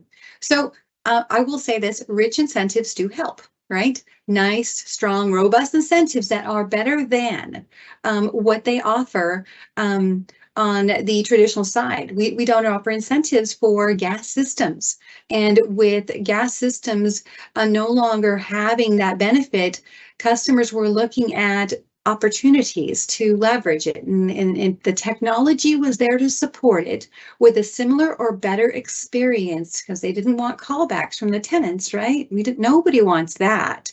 So if that issue is addressed and the incentives are rich enough to make the switch, then they were more than willing to have the conversation. So it's a little bit of two things, right? Reliability, available product, that's the other thing, and then just really good incentives that really help drive the financial package. Thank you. You're welcome. John Brodsky, do you have anything? Yeah, thank you. And this was very enlightening. I appreciate it. This is kind of the stuff that I myself am very interested in because we have 50% of our housing stock is rental stock in our community. Some of the challenges that we face though are obviously our temperatures up here are colder. Right. So some of the technology, 100% heat pump may not be the best application for us, but so those are some of the things that we're dealing with. I guess one of the questions that I have is also a lot of our multifamily have actually separate meters for each unit. That's right.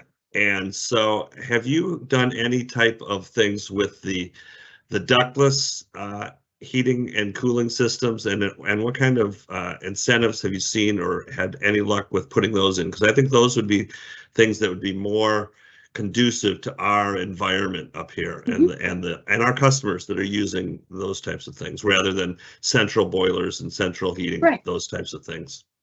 Yes, we offer those in our incentive program. With the multifamily program, we offer a variety of system types that work for an individual unit or a system or a more centralized system.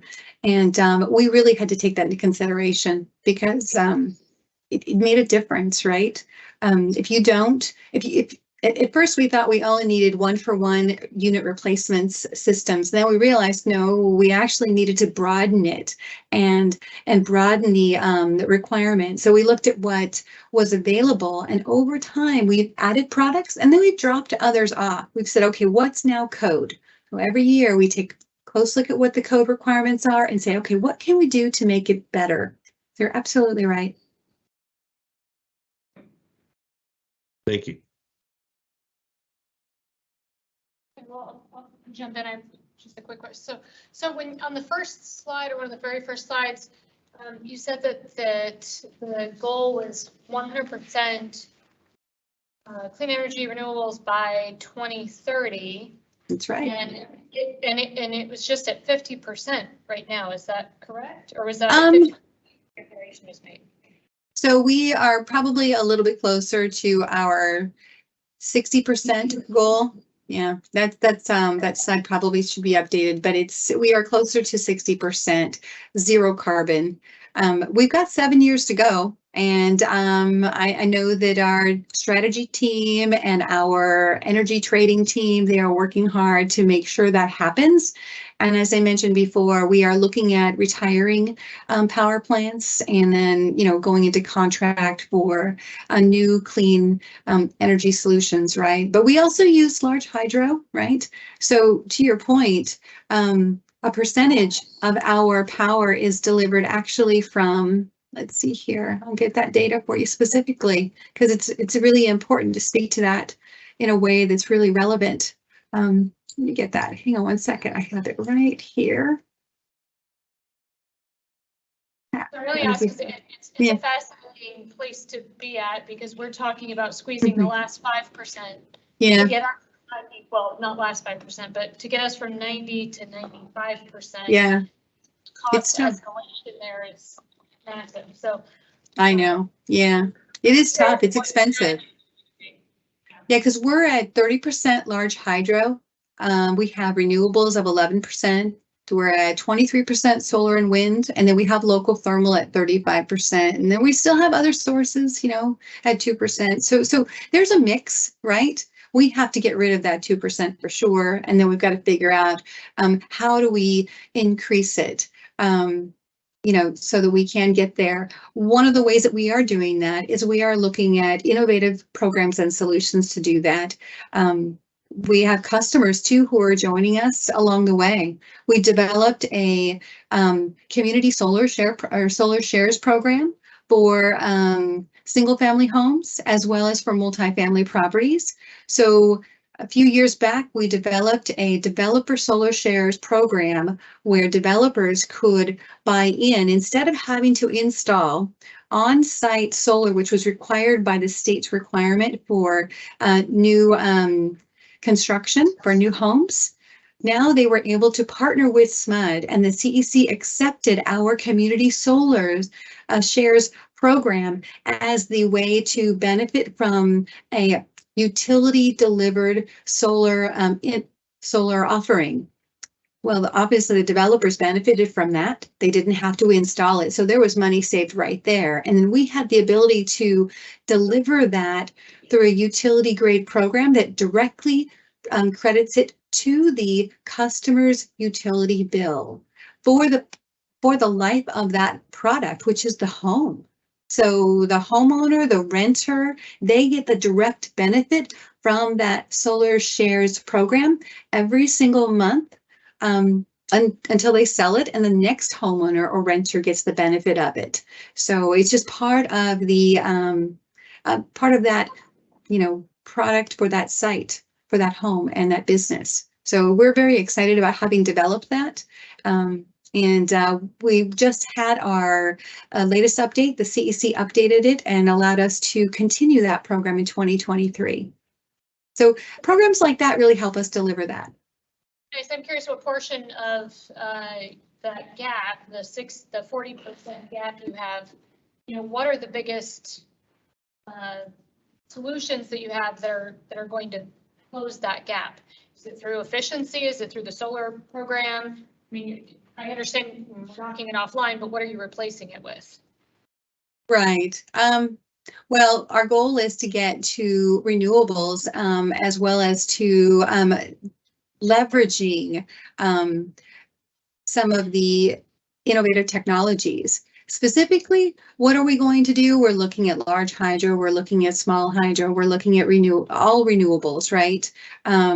Wind and solar, and expanding it so that it's broader. Biomass as well, but it has to be relative, it has to be reliable, and boy, it has to be affordable, right? So that's key. Can I ask what your rates are? Just, I mean, maybe a residential rate. Do you have a flat fee as well as a rate charge, or do you just have rate charges? So we have, we recently, well, as of a few years ago, we went to a demand charge for our residential customers, and they have a time of day rate in the summertime. And so on average, our highest rate in the summertime would be a peak rate for kilowatt hour consumption at 28 cents per kilowatt hour. That is the highest during our peak summertime from say 6 to 9 p.m. Monday through Friday. Off peak though, you're probably averaging around 13 or 14 cents per kilowatt hour. So it's while it's higher than other rates outside of California, I would say. Within California, we're still very affordable, as well as when we are compared to our adjacent utility partners, right? We're still well below by at least 45% lower than other community utilities. Or, yeah. All right, great. Thank you. Yeah. Thank you. All right, well, thank you very much for your time this evening. Really appreciate you taking time out of your evening to come and join us virtually. Oh, absolutely. Well, thank you for having me. Appreciate that. Okay, and we are going to take a 10-minute break and we'll come back at 8:05. We'll just make it easy. Okay, thank you.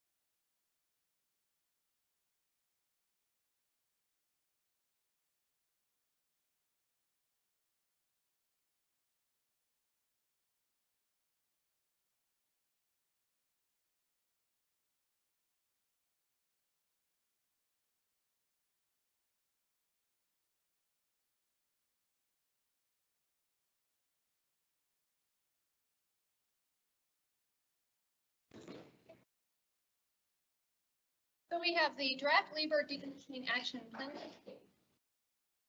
Great. Good evening, Commissioners. Yes, I'm Lisa Krenz, Generation Manager. Joining me up here tonight is Mark Siniker. He's our Generation Engineering Supervisor, and Jeremy Samoji, he's the Engineering Planner and our Project Manager. Commissioning. In addition to that, we have a regulatory specialist, Robin Lady, in the back, as well as our communication specialist, Adam Spencer. We're going to be talking tonight about the draft Leaburg decommissioning action plan that was provided to the board last week. Works, and I did want to check, make sure folks could hear me in the back. Great, okay. All right, so the first thing I want to do is explain what the Leaburg decommissioning action plan, or the LDAP as we call it, what it is and what it isn't. So decommissioning a hydroelectric project, not surprisingly, is a long and very complicated process, and we're only at the very early stages of the planning effort. The action plan that we're developing this year will serve as our overarching guidance document that outlines the steps that we'll need to follow over the coming years, including regulatory process and stakeholder engagement. It provides background information on the project, key milestones, and decision points. So essentially what it is the plan for the plan. Now, we understand, and we heard a lot of it tonight, that folks are very interested in specific details around what decommissioning will look like on the ground and what it will exactly entail. Unfortunately, the LDAP does not provide that information and that level of detail because it will take us a number of years and a lot of conversations to arrive at those specifics. So at this point, it won't include detailed plans, schedule, budget, mitigation efforts, among other things.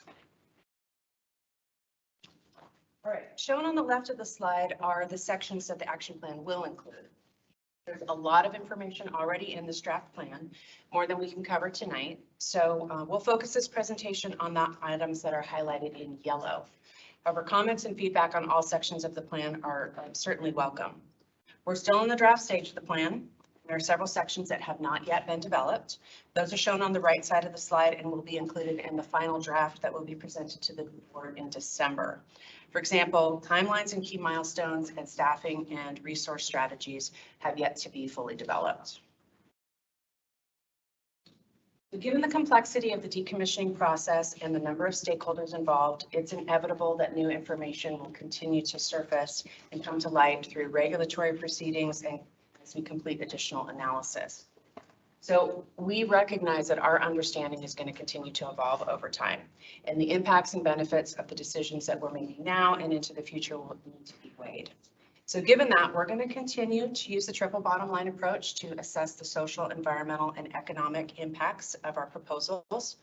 And we're going to rely on the principles that were set forth in the recommendation to decommission that was approved by the board earlier this year. Namely consistency with EWEB's mission and values, alignment with the major priorities of our customer owners, making decisions that mitigate risk and uncertainty to the extent possible, and minimizing EWEB's long-term impacts and obligations. We do want to highlight some of the complexities that we'll be using the action plan to manage, as there are several parallel processes taking place that interact with each other over time. This slide shows three of the primary parallel processes. So in addition to the licensing decommission process, we're also going to be performing a strategic evaluation of the Walterville development. Decisions of the future of Walterville will factor into the licensing process decision, such as whether we amend or surrender our FERC license, which I'll talk about more in a minute. And then at the same time, we're also going to be designing our near-term risk reduction measures, such as routing Johnson Creek directly back to the river. And those measures need to be reflected in our proposal to FERC for the permanent decommissioning of Leaburg. And each of these parallel processes will be playing out under the uncertain influence of a variety of other factors, including regulatory compliance requirements, the results of studies and engineering ability assessments, and perhaps even general energy market dynamics. These types of complex interactions between parallel processes is one of the reasons why it's so hard for us to predict the very detailed outcomes for decommissioning at this stage of the game, and that so many people are wanting to know about. So as mentioned before, the Leaburg and Walterville developments, although operated independently of each other, are jointly licensed under one license from the Federal Energy Regulatory Commission. Because of this, any major action that we take on Leaburg also affects the Walterville license. The current license expires in 2040, and although we intend to operate the Walterville development at least through the current license term, understanding what we plan to do with Walterville at the end of the license will enable us to choose the appropriate regulatory path forward for Leaburg. So given that, we plan to begin an evaluation of Walterville in 2024, so next year, using the same triple bottom line approach that we used for Leaburg. If that evaluation results in the decision to pursue the licensing of the Walterville project after this current license term, then we would apply for a license amendment with the FERC to separate the Leaburg and Walterville licenses from each other and then decommission just the Leaburg portion. If, on the other hand, the decision was to stop operating Walterville at the end of this license term, then we would apply for a full surrender of the license and ultimately decommission both projects. The Walterville evaluation is expected to take at least 18 months, if not more, in large part because we don't have quite as much data on Walterville as we did when we went through the strategic evaluation for Leaburg, and specifically on what refurbishment of the project would need to look like in order for us to be able to operate it for another 40 to 50 years beyond 2040. So regardless of the future of Walterville, the FERC process for decommissioning Leaburg is essentially the same whether we are going to do a license amendment or a license surrender, which is also the same as that for licensing a new project or relicensing an existing project. It's essentially the same three processes that you have to choose from. The standard or the default process is called the integrated licensing process. There's also a traditional licensing process, which requires that we request, do a formal request to FERC with justification as to why we want to use that process, and FERC needs to approve that. And then finally, there's the alternative licensing process, which requires not only a request to FERC and their approval, but also stakeholder support. And by that, I mean primarily regulatory agencies. The alternative process for context is what we used when we relicensed Carmen Smith. And it often includes a settlement agreement with regulatory agencies and other partners. So there are pros and cons to each of these processes, and we're currently assessing the advantages and disadvantages of them. We'll provide those to the board in October or November via a correspondence. And then in December, along with our final draft of the action plan, we'll ask the board for your endorsement on our direction provided for the pathway to choose. All three processes include 3 stages, which I'll talk more about in the next slide. All right. So the first stage of the process is to develop a pre-application document. The pre-application document is essentially to provide FERC and our consulting parties with existing information that's relevant to the project proposal. It also enables interested parties to identify issues and where additional information may be needed, develop study requests, and a process plan and schedule. I wanted to note that studies aren't actually required for the preparation of the pre-application document. What is required is that we do our due diligence to gather as much information as is reasonably available and provide that to FERC and other parties. Describe the existing environment and the potential impacts of the proposal to the extent we can with the information that's reasonably available. The second stage of the phase, or second stage, is the study plan phase. Now this is where we get into the real deep analysis for many of the components that will go ultimately into the license application. The study plan is developed by EWEB, although agencies, tribes, and other stakeholders can request information or for studies to be conducted. This is the phase at which detailed study methods and objectives are identified. And then the next stage of the process, which is the very important part, is to submit our detailed application for either a license surrender or a license amendment. This is a very comprehensive document.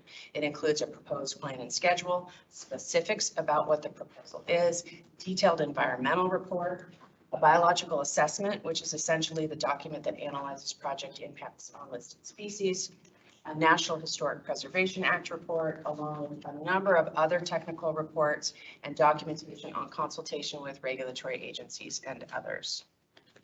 So the application is where we get to the point where we have details on what decommissioning is actually going to look like on the ground. And there's a lot of work to do between now and then until we get there. All right, once we submit the detailed application, the process generally involves FERC reviewing the application and perhaps requesting additional information. Once everything is in order, then FERC would issue a public notice that the application is ready for environmental analysis.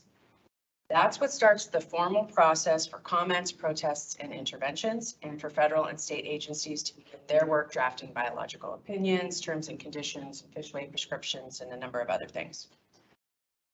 This is when FERC moves through the National Environmental Policy, or NEPA Act process, by issuing either a draft environmental assessment or a draft environmental impact statement that needs to be consistent with the Endangered Species Act and the National Historic Preservation Act.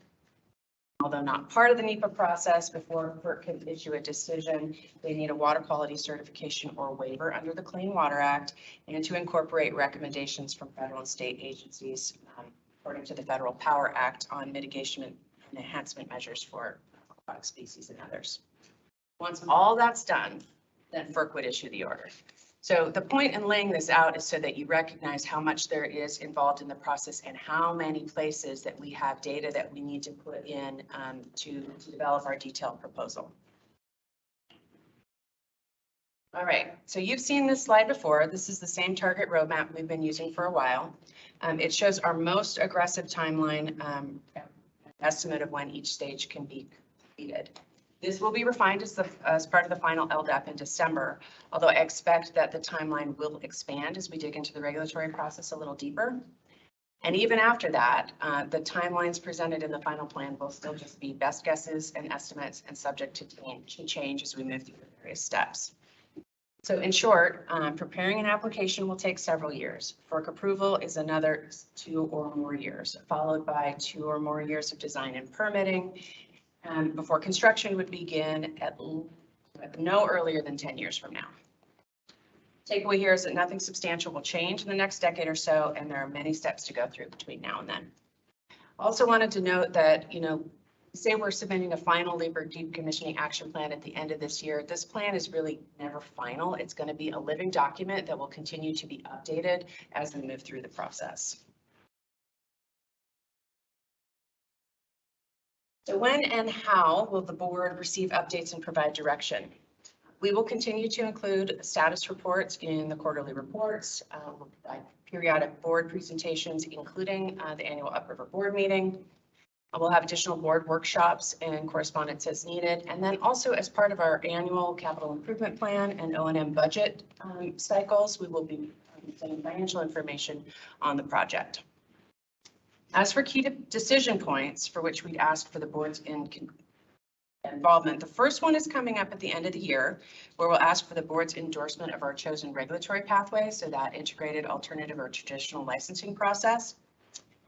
And then once we start the Walterville evaluation, we'll be coming to the board regularly with updates, and we'll ultimately ask for the board to endorse a management recommendation on the future disposition of Walterville.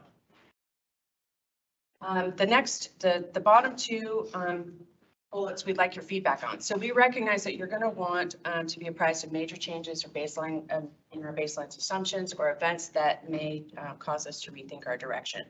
Changes to baseline assumptions could include things such as economics of the projects, specifically engineering feasibility, or macroeconomics around energy pricing and renewable energy markets. And then also that parallel process that I showed a few slides ago. So in other words, what we're doing now and how that relates to our ability to restore to pre-project conditions in the future. As mentioned earlier, we'll be using the action plan to manage some really complex interdependencies between parallel processes and potential conflicts amongst multiple objectives. It's not yet developed in the draft document, but our team is compiling an inventory of interdependencies that we'll want to track in an effort to minimize surprises and conflicts when a development or outcome on one process triggers ripple effects on a parallel process. For example, how might decisions to minimize cost on our near-term risk reduction measures affect EWEB's ability to maximize the return to pre-project conditions in our permanent decommissioned state? That's just one example, and there will be many examples like that.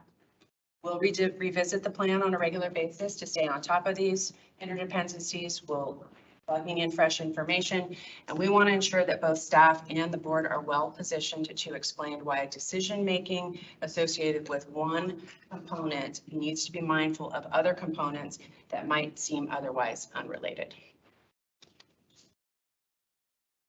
And finally, we request feedback from you this evening on the board involvement piece, and specifically how and when you'll receive updates and the key decision points that would trigger additional board direction.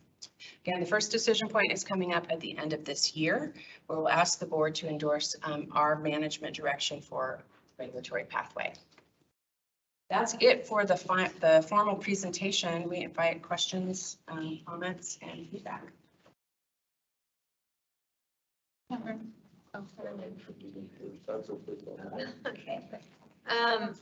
Thank you. So I have a question about, or concern about the community engagement. I know that we're talking about something totally different than that. We're talking about a much bigger picture, broad look at how this project is going to be managed. But I feel like at the same time, perhaps we need to think about a separate community engagement piece, because as you saw, a lot of people came tonight and people's homes and properties are going to be affected, and we as commissioners are going to hear a lot about this, very emotional things from people because they're worried. And I'm just wondering if there is a parallel process that we can also implement. I know this isn't exactly what you're asking for tonight, but I have to bring it up because I feel like for us, well, I'll speak for myself, for me, it's a really important piece.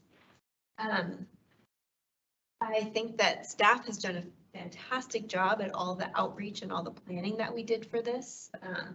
Adam, I think that that's all been really great, but going forward, I think maybe it's a little different. I wonder if we have the expertise here or if we need outside help.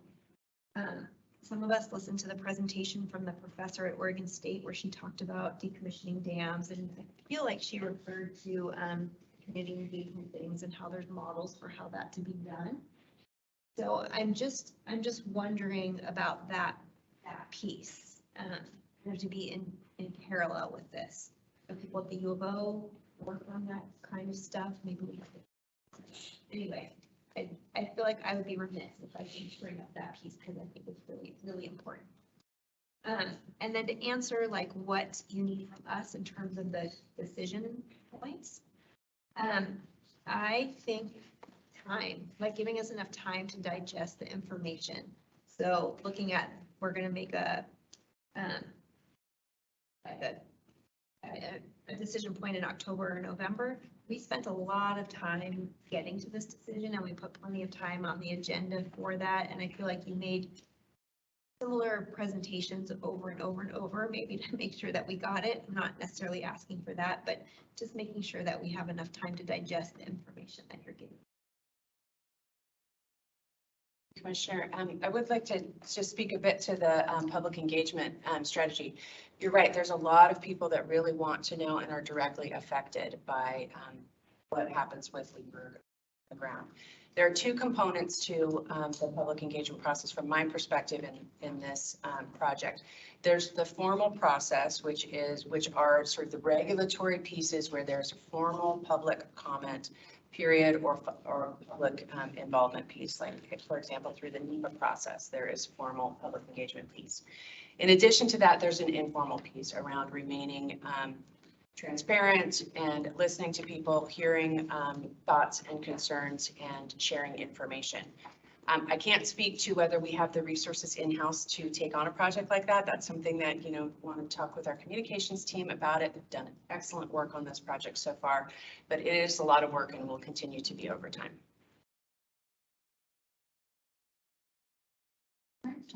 Thank you. Just a clarification in your background, it calls the PFM, the potential failure modes that our study found on Walterville. Can you elaborate on those? Because is there the potential that FERC is going to make us bring Walterville to the standard of a 1 in a million event and a 1 in a $10,000 a year event like they're doing on Leaburg? Because that will just absolutely kick us pretty hard financially. And what is the status of that report that was done last year? Yeah, those are some of the studies that Lisa was referring to that are underway right now that we are going to be needing some conclusions from in order to understand exactly that question, how much investment would be required to resolve the primary potential failure mode issues, which are, just like at Leaburg, a flood scenario of probable maximum flood, 1 in a million year type event. The seismic, the Cascadia event, again, is the most challenging seismic loading condition. And then just like at Leaburg, we have a facility that was built at a time when construction standards were very different, and its vulnerability to things like internal erosion are very real and need to be mitigated. So there are some comparable vulnerabilities at Walterville. There's also some significant differences in that about 2/3 of the Walterville Canal is categorized as low hazard, meaning that if you did have a failure of the embankment, you would not expect loss of life or property damage or undue environmental impact. So that's a pretty significant difference in terms of what the design criteria expectations are going to be. You get a little bit more leniency in terms of your PFM vulnerability at low hazard embankment. Okay.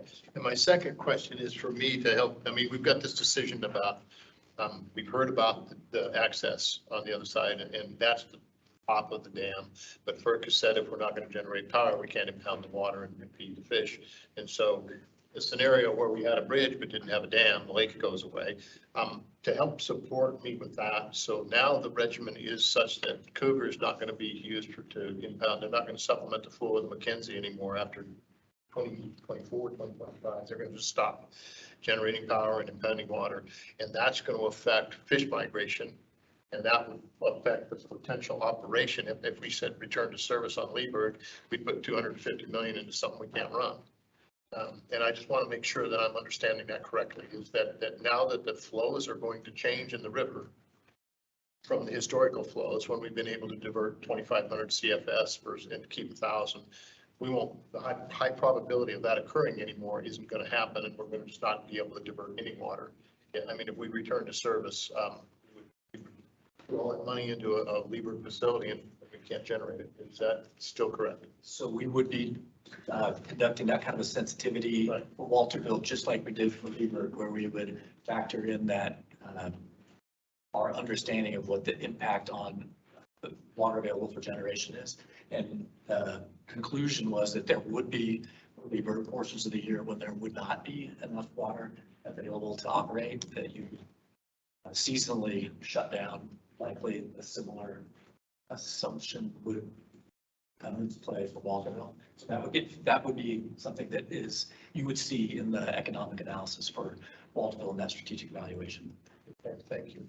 And sometime in this process would be good for me is to be able to walk where you envision this, we've heard this story about this road and all of that, is to walk that. I know it's a right of way, but it's only a single lane thing, and just to see what people are talking about, because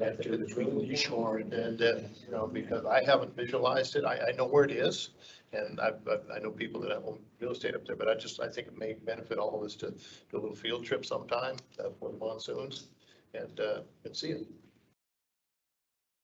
Agreed. And I did want to address just briefly the transportation aspect, because I know there's a lot of folks that are very concerned about it.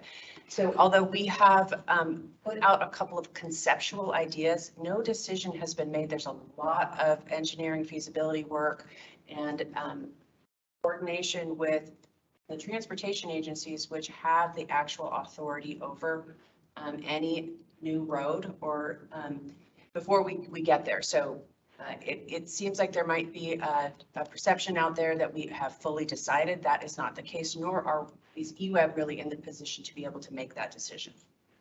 Frank? Yeah, and I was just going to say the county does know that they have a transportation issue in that area, not just with EWEB's decision, but with the condition of the bridge and with all emergency access. When I spoke with Steve Mokrahysky, he was very aware, and I think staff has talked with county staff as well. They're very aware of the transportation issues, and they go well beyond EWEB taking out a dam or a bridge, if you want to refer to it that way. Do we have any idea where that misperception is coming from. I mean, people made it sound like our staff had given it to them, which I don't think to be true. So do we have any sense of where they're getting this information even? I mean, is the county giving it? I don't know. Our original recommendation from last December mentioned developing southern accents are fine, but southern access to, which would have referenced that road area as a possibility. So by mentioning By it, putting options out there, it was like, yeah, okay. by mentioning it, it was, oh, you're gonna do this and it's not gonna work, is the response that you're seeing. I did see John, and then, unless you have of this topic. Add on to Okay. about taking a field trip out there to see it, I think that'd be really helpful, and I even consider inviting the county commissioners to come out there and see that too, because it's something that they're gonna have to be partner with too. So if we're already going out there and seeing what the issues are, maybe inviting them along too, to bring them into this conversation. Well, let's do it all. Let's get Heather Buck, and let's get Floyd Przanski, and let's get every Senate and House and everybody that's got their hands on the purse strings, because this money will cure this, and get them, everybody there, and let them hear some of this, and let them determine who's responsible. Good, thank you. I had a couple questions. Following up with Sonia's question about where the concept came from. You said that we put out some ideas about potential solutions, but we didn't publish that. It was clear at the meeting upriver that there had been a map circulating. People were talking about, oh, this road comes right across my property line. And so there's details published by somebody that I don't think it's coming from EWEB. Between that and the misconceptions that we heard repeated tonight, I share Mindy's concern and the misconceptions we heard upriver at our meeting, where, yeah, there were clearly some real big misunderstandings about where we are in the process, what decisions are being made and why. I don't think that we can, completely solve all of that, but it does feel like some additional communications and conversations, opportunities for people to hear us the same message a few times is going to be important, not only now, because there's clearly still misconceptions about where we are. We've made a decision that we're going down the path of decommissioning, and there are folks who are not convinced of that, or anyway. So there's not only communications I think that have to happen right now, but this thing is so complicated. I don't envy the team taking this on. Thank you for taking it on behalf of you. But clearly it's going to become even more important that we have regular communications. And I think the upriver meetings once a year are important. And I think perhaps a couple of us going up with one of you a couple more times each year. Perhaps it's when you do the updates for the board, we also have a satellite screening upriver with a staff person who can answer questions afterwards. I don't know what that looks like, but I view that increased communications with the community upriver and essential for the next 20 years. This feels like a Herculean lift, but also part of the deal with something this complicated. And your proposal for how much involvement and feedback with the board, I think is right. It's the right thing. So we believe that here is perfect. Building off that, I was going to save this to our board wrap up, but we're talking about it now. I'd love to do a coffee meeting or something like that up there and just, have people come again. I know that it's a pain. We don't have to have giant presentations, but just having us go up there and actually having real conversations with people, so that they can understand where we're coming from, and it's not like looking at a sort of setting. Actually, have a real conversation, I think, would be good. I also realized that as I read this procedure, the public input, it says that we'll reach out to people if we don't answer any of their questions, but then we have no way to actually there's nothing on the form that has contact information on it. So I would love to see our form updated so we can actually provide feedback after the fact if we want to reach out to people, if they like it. I mean, if they don't put it on there, fine, that's their choice. But these people are not necessarily signed up for email. I don't know that we can contact them any other way. If they drove all the way down here, it would be nice to be able to reach out to them. Phone number, email, I think we should update this form and add something like that on there so we can actually do that. Okay, otherwise, thank you. I know this is a Herculean effort. It truly is, and it's not easy. We're all going to be in the thick of it for a long time. So you do the good work and we'll hang there with you. Okay, John Borowski? Yeah. Thank you. I've got a couple of questions and then some feedback for that you requested. First question is on the alternate licensing. Is there an opportunity for us to sell Walterville? And you don't need to answer that right now, but if somebody came in and wanted to relicense that on their own as a private entity, is that something that would be possible through the alternate licensing?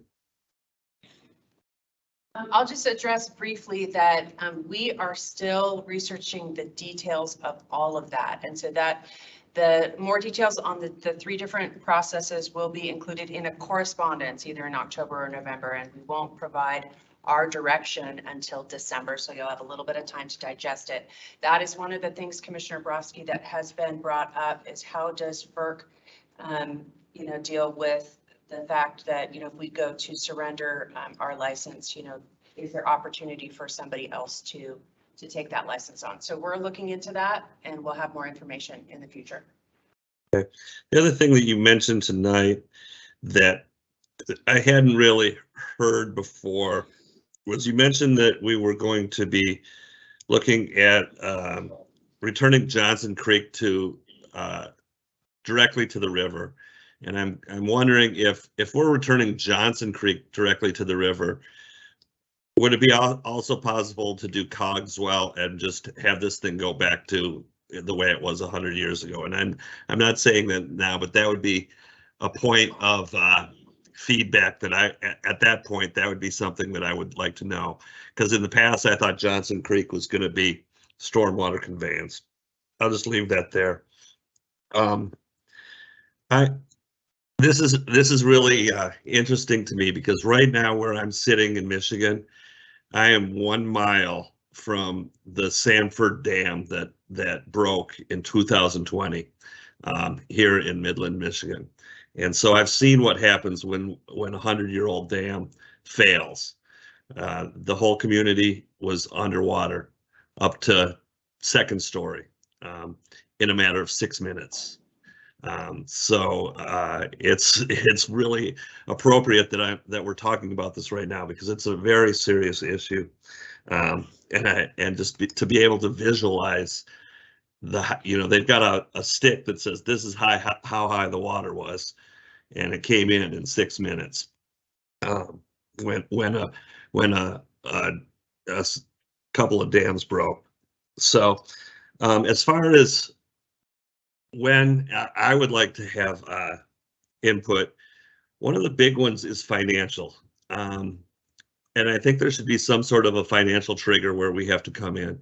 I wasn't part of the initial Carmen Smith relicensing, but I see things on our consent calendar almost every month that are $2, $3, $10 million contracts above and beyond what was probably presented back when the licensing was put out there. So I think that maybe having some sort of a trigger that if there's a cost overrun by 5 or 10%, at least you bring it to the board and we discuss why and what's going on. Because I can foresee this thing, starting out now at $235 million and a board in the future, in 2030, having to say, something comes up and it's like, oh, we need another $30 million for this. So a financial trigger would be something, I don't know what that number is, but I think that would be something that I would like to see brought to us as some sort of a trigger point where, hey, you guys got to check in on this because ratepayers are going to have to pay for it. So thank you.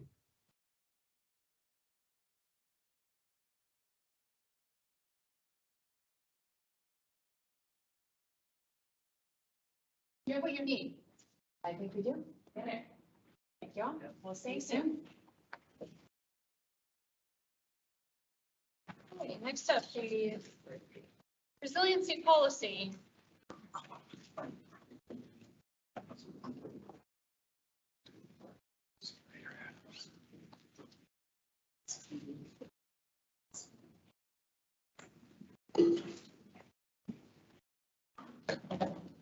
President Carlson, there's good evening. For the audience at home, Frank Lawson, EWEB General Manager. This is an action item, potential action item for the evening. Basically one slide. Commissioners brought up last December the request for a resiliency policy to be included at the board level that would guide decisions and actions of the organization going forward. First draft in May, board deliberation on the topic in June, and we've incorporated some of the suggestions that we heard during that meeting, in particular, trying to paint a little bit of a more clear picture in the implementation portion as to how the board would see and where to look for the impacts of the resiliency policy. There's basically three sections: the rationale, the directives. Again, this is a guidance policy, and then the implementation, which includes certain specific plans such as wildfire mitigation plans, certain types of reports, also the inclusion when we do triple bottom line analysis or analysis of decisions, and incorporation of both normal and abnormal operating conditions so that we can look at the resiliency of those evaluations under different types of conditions, and then operating policies. So there is a recommended motion here, and with that, I will pass it back to you, President Carlson. Any discussion? I just have a quick question. So really, we're going to a quadruple bottom line, right? We're still going, I still say it would be a triple bottom line, but within those different categories, we need to look at not just making the decision under ideal circumstances, but asking the what if. So what if we get a certain kind of threat or disruption? Does that impact the economic? Does it impact the environmental or the social? So it's still a triple bottom line, but it's adding a sensitivity to each of those areas. I like quadruple bottom line. We could just keep adding if we want to. Because we'll have a DEI portion too.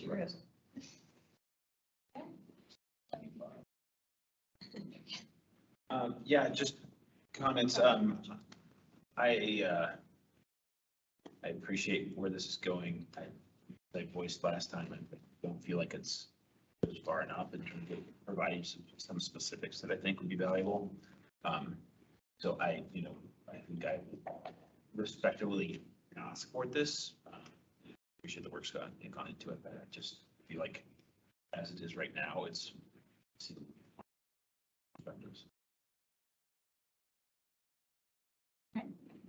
I saw John Borowski.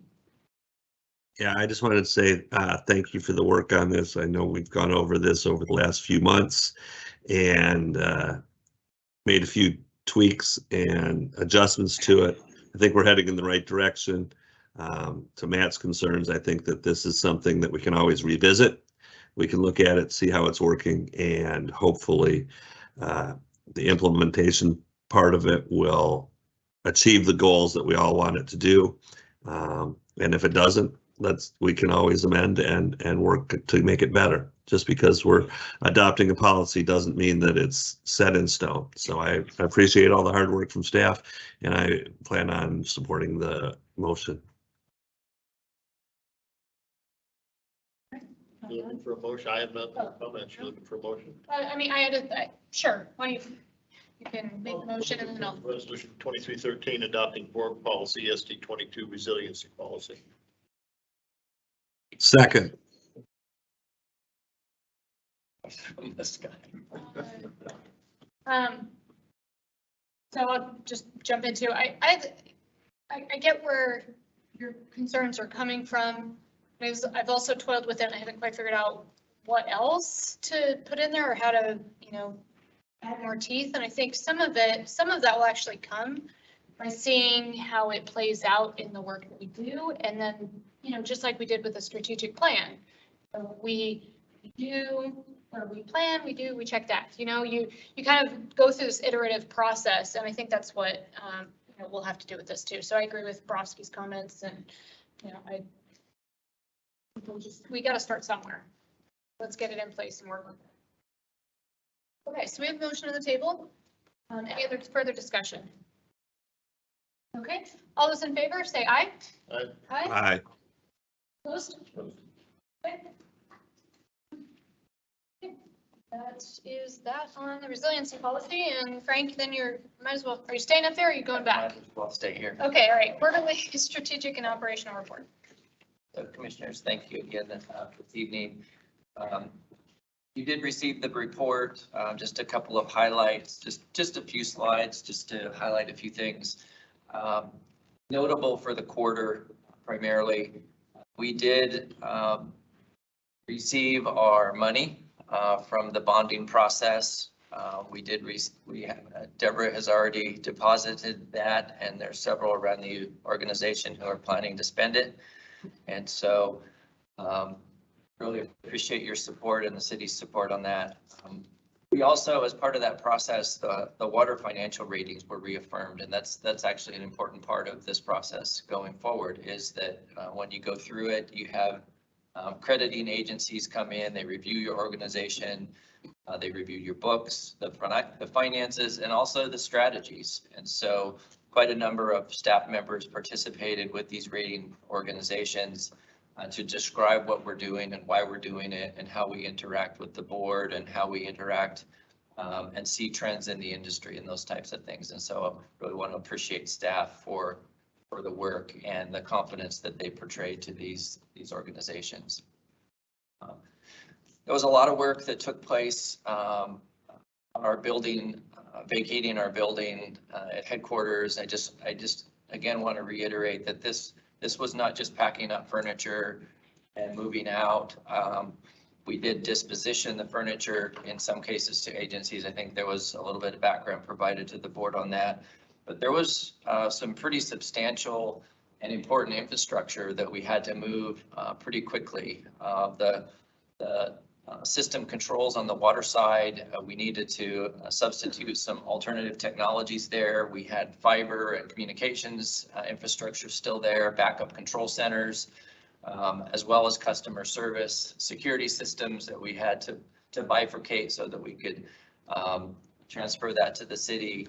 And so there were a lot of people in different departments and operational departments who worked on that. And so again, here it says over 70 people, 26 different departments were involved in that. So thanks to the operations staff in particular for having to, and IS staff and others for having to move that infrastructure and develop alternatives pretty quickly.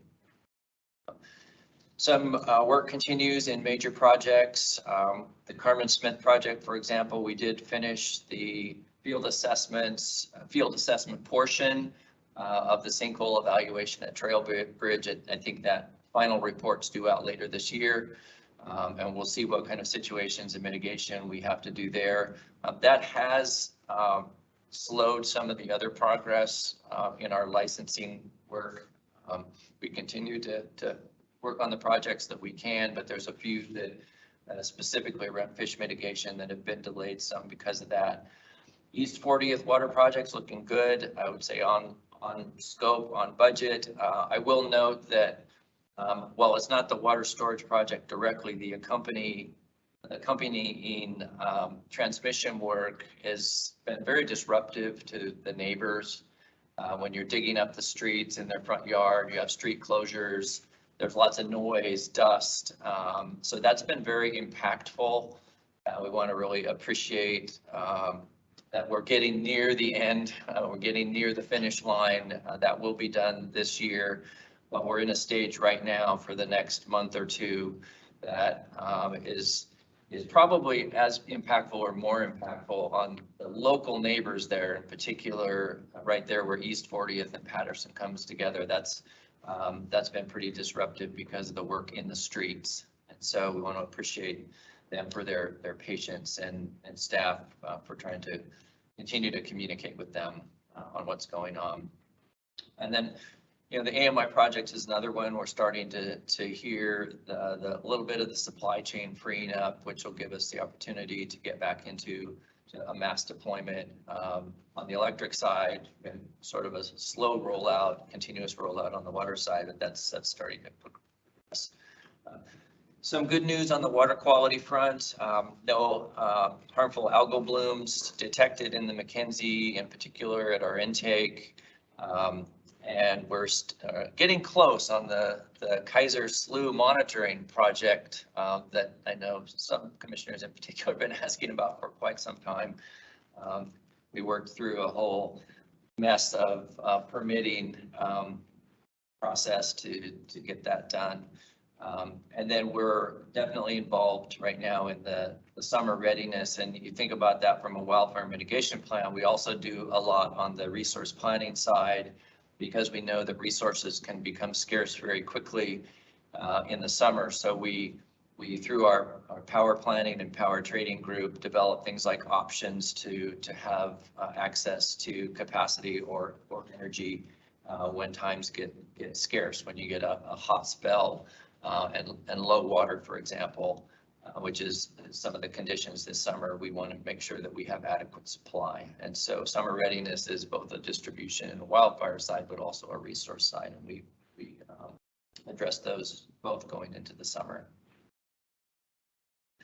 Just on the goals front, really progressing pretty well on the goals as laid out at the beginning of the year. A few pauses here and there relative to certain things, but I think overall the goals are on track going forward. And where there's a few yellows just on a couple of those, and those are things that we feel pretty comfortable about making up and continuing to make progress on now in the end of the year. You can see most of the goals and the way the board is involved in many of those in direct ways. I feel pretty good about where we are so far this year on the goals. But I think with that, I'll just, I know there's a number of SMEs and experts and staff in the room. If commissioners had comments or questions.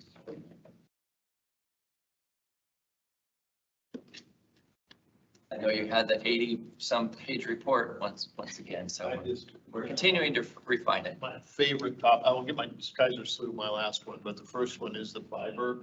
That we had a system, and I understand we allowed 4J or somebody to use it throughout the community. But did I hear you say that we turned that fiber over to the city? And if so, did we? Okay, so it's still ours, and we still let the school districts use it to. Yeah. Okay, good. Yeah, with the backbone that we have, which really goes back into the late 90s, when we first developed the Light the Apple program. I don't know if you remember that. We share for public purpose the fiber that we use for our own systems. So, and we have, I don't know, Rod, if you know how many schools and community centers and other things we have, but it's a pretty significant number. I want to say almost every school. We don't go out to Twin Oaks, I don't think, for example, but we did actually go out to Twin Oaks. We went part way and Lane Electric went the rest. I'm glad that stayed in effect. The second one, my pet peeve, Kaiser Slough, who's holding us up for, we want to monitor the water quality and the temperature from International Paper dumping their water right above our intake. Who's holding us up to do that? That's the Kaiser Slough project, or I don't know which. Yeah, well, our difficulty was with the city of Springfield getting through the permitting process, but we're through. City of Springfield is that their public works or sub? No, it was city of Springfield. Is Susan on the line? She might be able to add more detail. Yes, I'm here. Susan, do you want to speak to the delays from Kaiser? We had just some delays dealing. It was just with the city of Springfield. And at one point they wanted us to do a no-rise analysis, and it was either for a post, like literally just like a piece of, little post, or a 4x4 foot concrete pad. So we went back into negotiations with them to not have to do like a $20,000 engineering modeling survey result to try to make that better. And thank goodness for one of our awesome engineers, Laura Farthing, was able to work with them and get it so that we could get the permit through. It definitely took a lot longer than any of us wanted, but it's getting installed now, and we're working on getting the pipe installed on the bridge right now. Thank you, I appreciate that, but it's just very, very frustrating for somebody like me to have to sit there for 2 years and let them say that we can't monitor the quality and the temperature of the water coming in just a few hundred yards up from our intake because it's coming from an industrial source. That is what I call bureaucracy, and it's not your fault, but boy, if you ever want somebody to take on a government agency, I'm more than available for free of charge. I'll go. I might have some other ones that I'm holding in my city back council. pocket that I'd like you to do. Maybe Yeah, not that's that fine. one, but. I mean, that to me is the ultimate bureaucracy, is fighting over a 4x4 post when we can't monitor the quality of our water and the integrity of it because of something like that. I hear So, you. And one of the biggest issues with that location is that we just needed to make sure that it was very secure. So it took a little bit extra design and everything, just because there's lots of folks down there recreating and using that area. So we just wanted to make sure everything's locked up super tight, especially having solar panels and those kind of things down there. I appreciate your Thank you. perseverance. Thank you. I'm relentless. I got it. Thanks, John.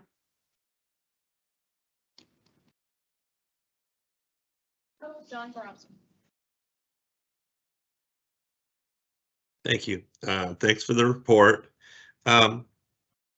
Just a question, and we may not know the answer to this, but you mentioned all the hard work of the 70 people and the numerous hours and all of the things that we had to do to vacate the property downtown. Do we have a dollar figure on that? I know we sold it for 12 million. Did it cost us $750,000 to move out? 70 people, how many man hours? Moving fiber, doing IT people? Do we have any idea how much that cost us? I don't have that off the top of my head, Commissioner.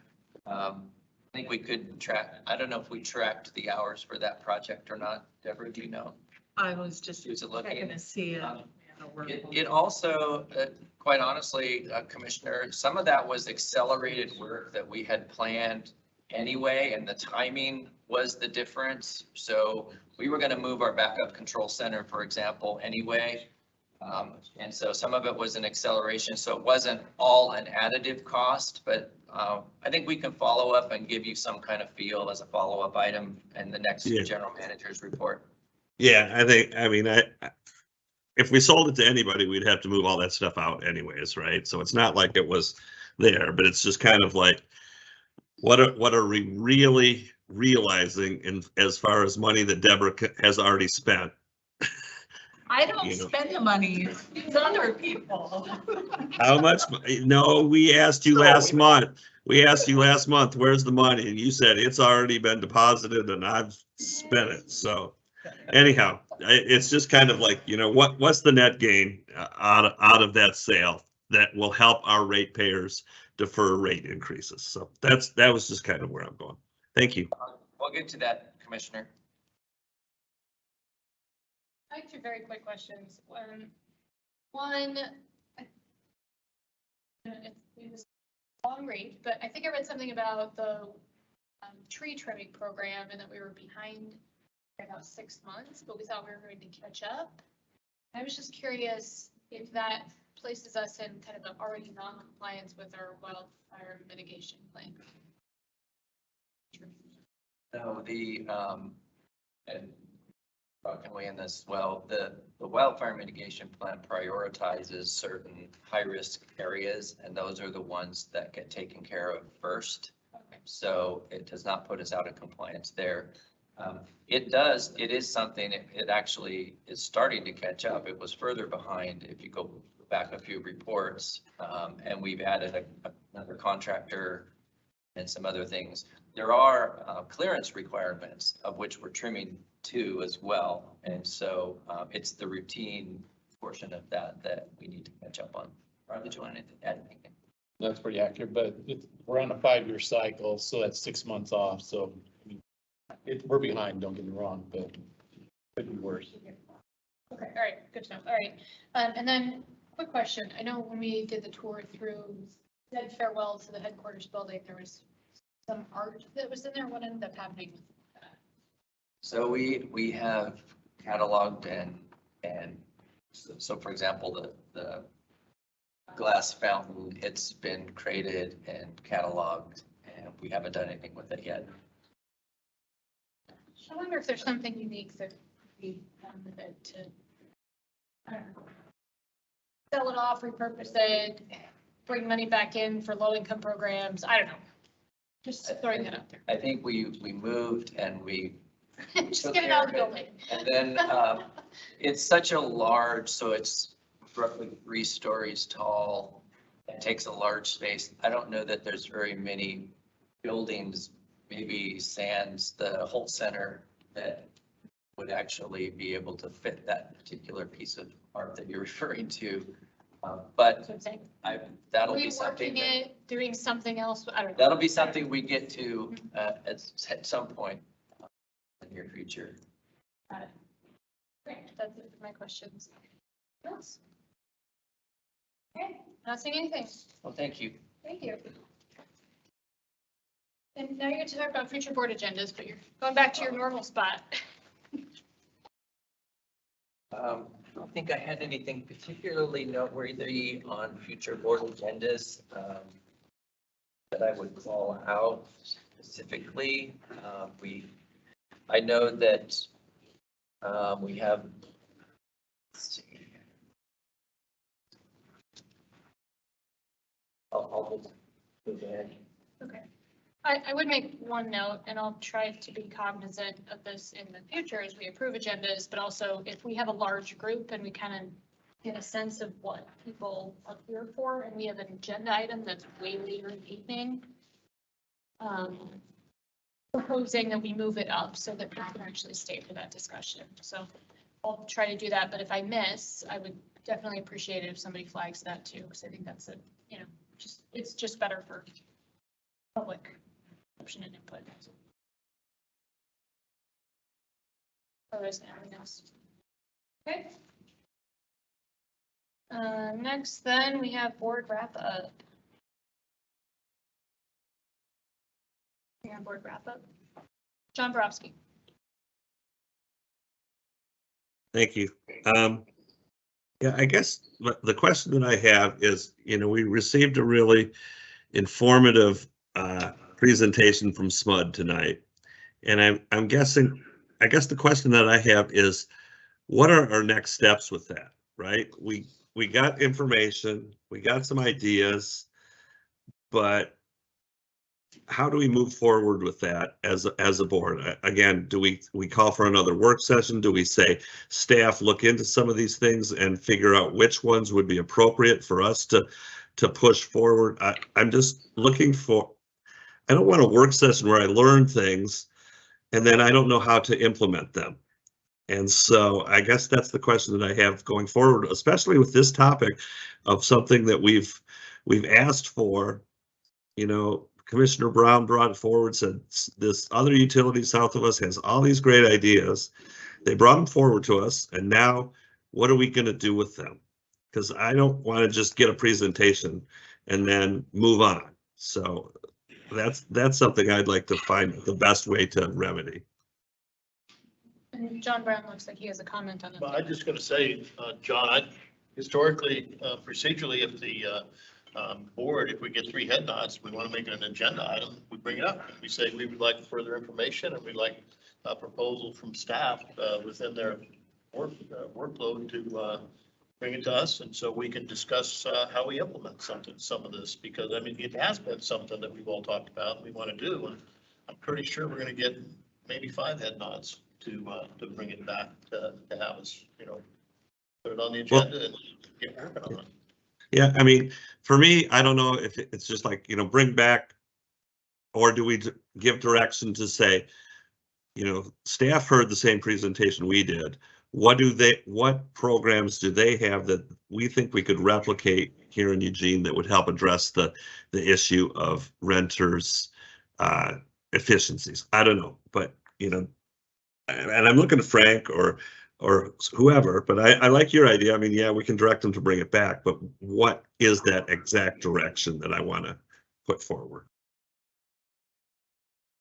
One of the things in the IRP is we want to increase energy efficiency or conservation, and this spoke directly to that. So I would be curious to hear from staff, like what they gleaned from this presentation and where they see opportunities.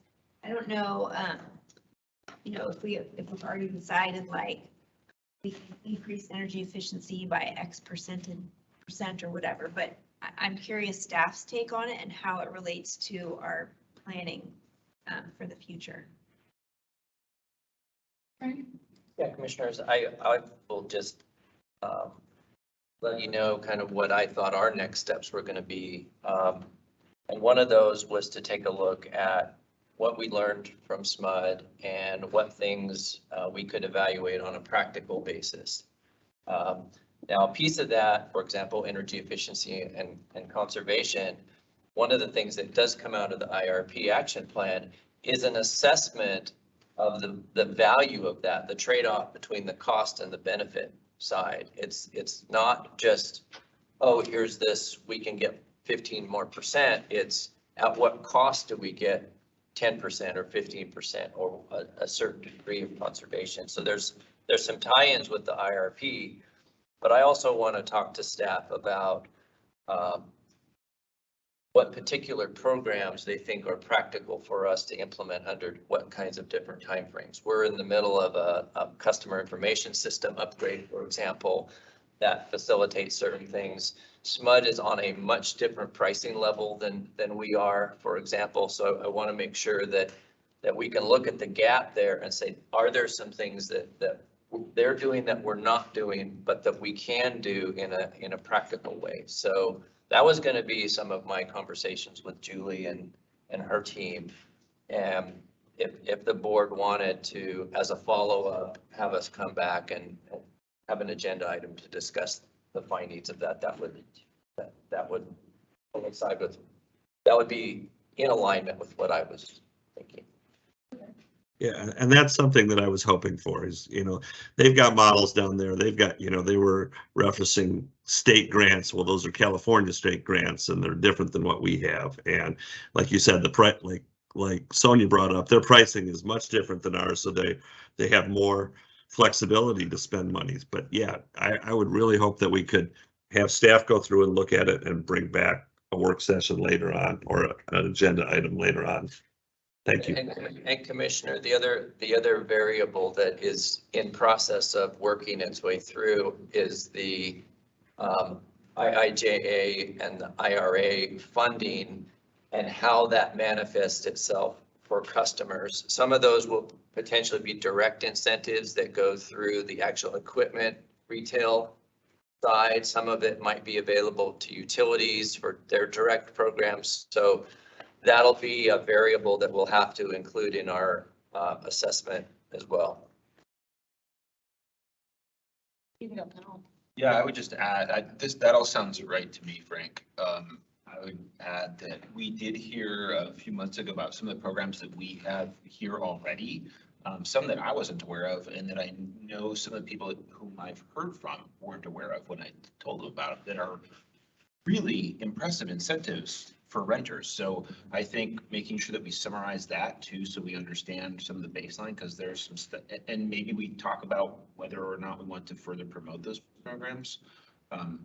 think there's some solid work already done that is worth some more conversation.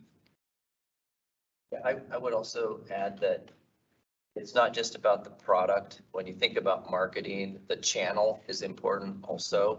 How do we reach the right people? And so, you know, even the guy who came and provided public testimony this evening, you know, how are we going to work with contractors? Are we going to work with people who are advocates for that particular set of our population? Are we going to work with landlords? Are we going to, you know, I think the channel is an important part of that process as well. So it's the programs and it's these other things that make it work. Jump in. And I'm gonna feel like a little bit like it, but I think they're doing a lot. I think they're in a very different market than what we're in. They're going from 50% to 100% in an unreasonable time frame that I have zero chance in hell of hitting that. Sorry, but if they do, fantastic. I would love to learn from that lesson. Let's bring it back and hear what happens there. But that we're squeezing the last little bit out, and I think a lot of our programs are already very robust. But what I did get from this and then from the conversations that we had with the staff a few months ago is that I would still really like to have more robust reporting to us about how those programs are doing. And if, you know, as part of this process, hey, we bump up the reporting of those programs so that we have more information, and then we layer on, hey, we looked at some other programs like SMUD to learn some lessons from that, and from that, we're going to implement this and this. Like, I would be happy with just that kind of an update instead of making it a much larger thing. But I didn't personally get this, and it was going to be a complete game changer for us. Maybe there are, and I would love staff to prove me wrong. But John. My point is, you know, granted, it's about carbon and reduction of that, but it's also about affordability.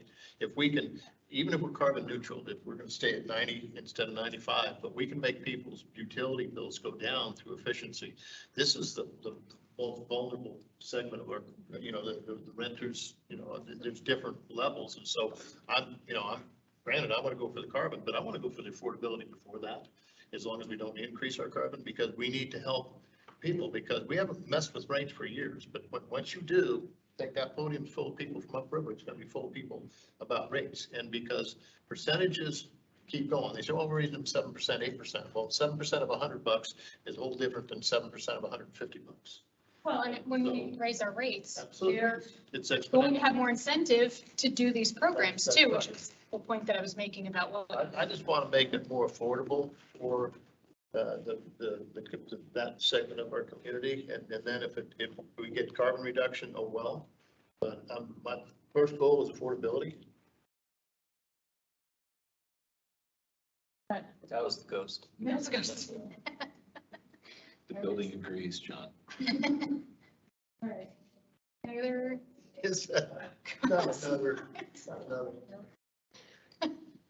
I think what commissioners are describing is consistent with what we can provide. We want to take a look at the stacking of benefits, you know, if there's opportunity to help with affordability. At the same time, the best carbon-free energy is the energy not used. There's a stacking of benefits that we can look at here, and there are a lot of programs that we already do, and leveraging those, and then looking if there's some practical gaps that we can fill, I think is something. I also think conservation over time, we have to keep in mind that we have a very high fixed cost that we're recovering. And I know this is where Commissioner McRae and I've had some discussions around the programs and the benefits and how you absorb those fixed costs. And so sometimes just by using less energy doesn't over time save you money, because now you're absorbing your fixed costs over less kilowatt hours, which then drives up your kilowatt hour rate. So there's a lot of things that we need to do, but we do need to be practical and address the economic side and the environmental side. So this is something we're going to have to wrestle with, and I'm sure Julie's eyes are rolling around in the back of her head as we talk about what opportunities we might see here. John Borowski, and then I also had a Yeah, one more thing that was very intriguing to me was when she was talking about the solar where people commuted in. So, you know, Oregon just had a thing where new buildings have to have a certain percentage of their building, you know, solar put into, you know, 1% or whatever it has to be put towards solar. It sounded to me like they were co-opting those so that you were buying utility scale solar, and they were putting money into a fund to buy utility scale rather than putting it on each roof. And if that's something that we could help pilot through the state of Oregon, that would be awesome, because then we could help defray our cost of buying clean energy. And, you know, it kind of sounded like a very intriguing program. So I know that the state is mandating a percentage of new construction has to have solar on it. If we could look into that program and say, hey, California's doing this, SMUD's doing this, is that something that would be available for us to do as a utility? Didn't EPUD do something like that recently? In the last, I thought EPUD did something in the last State, few years. King of State, we just, I mean, for the local, we don't have the land. I mean, we'll get into the details, but where would you put a solar farm? No, we take the money and we help fund a solar farm somewhere else. We build a fund. That's somebody else's property.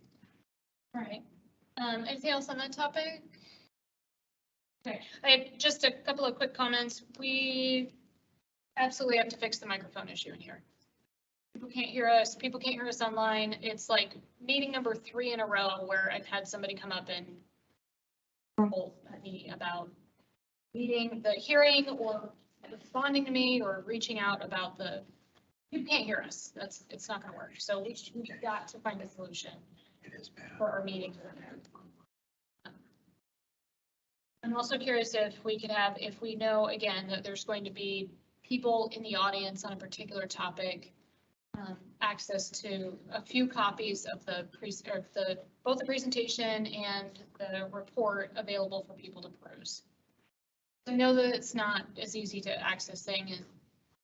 Again, from an equity perspective and reaching people at different places where they're at, I think that would be a good thing to have. That was a suggestion that was made, and I think it's a good one. So we could be cognizant about that in the future. I mean, you know, it doesn't have to be for everybody, but a couple to pass around, I think would be good. Also to reach out to the Register Guard to make sure that they publish our meeting time right. They just published their DEI time for next week. I think it's 6. It said 5:45 for tonight. That's for next week? No, for tonight. For tonight it was 5:45. Yeah. Or where they. Good luck. I fought them for years and. Okay. Anything else? All right, well, thanks everyone. Meeting adjourned.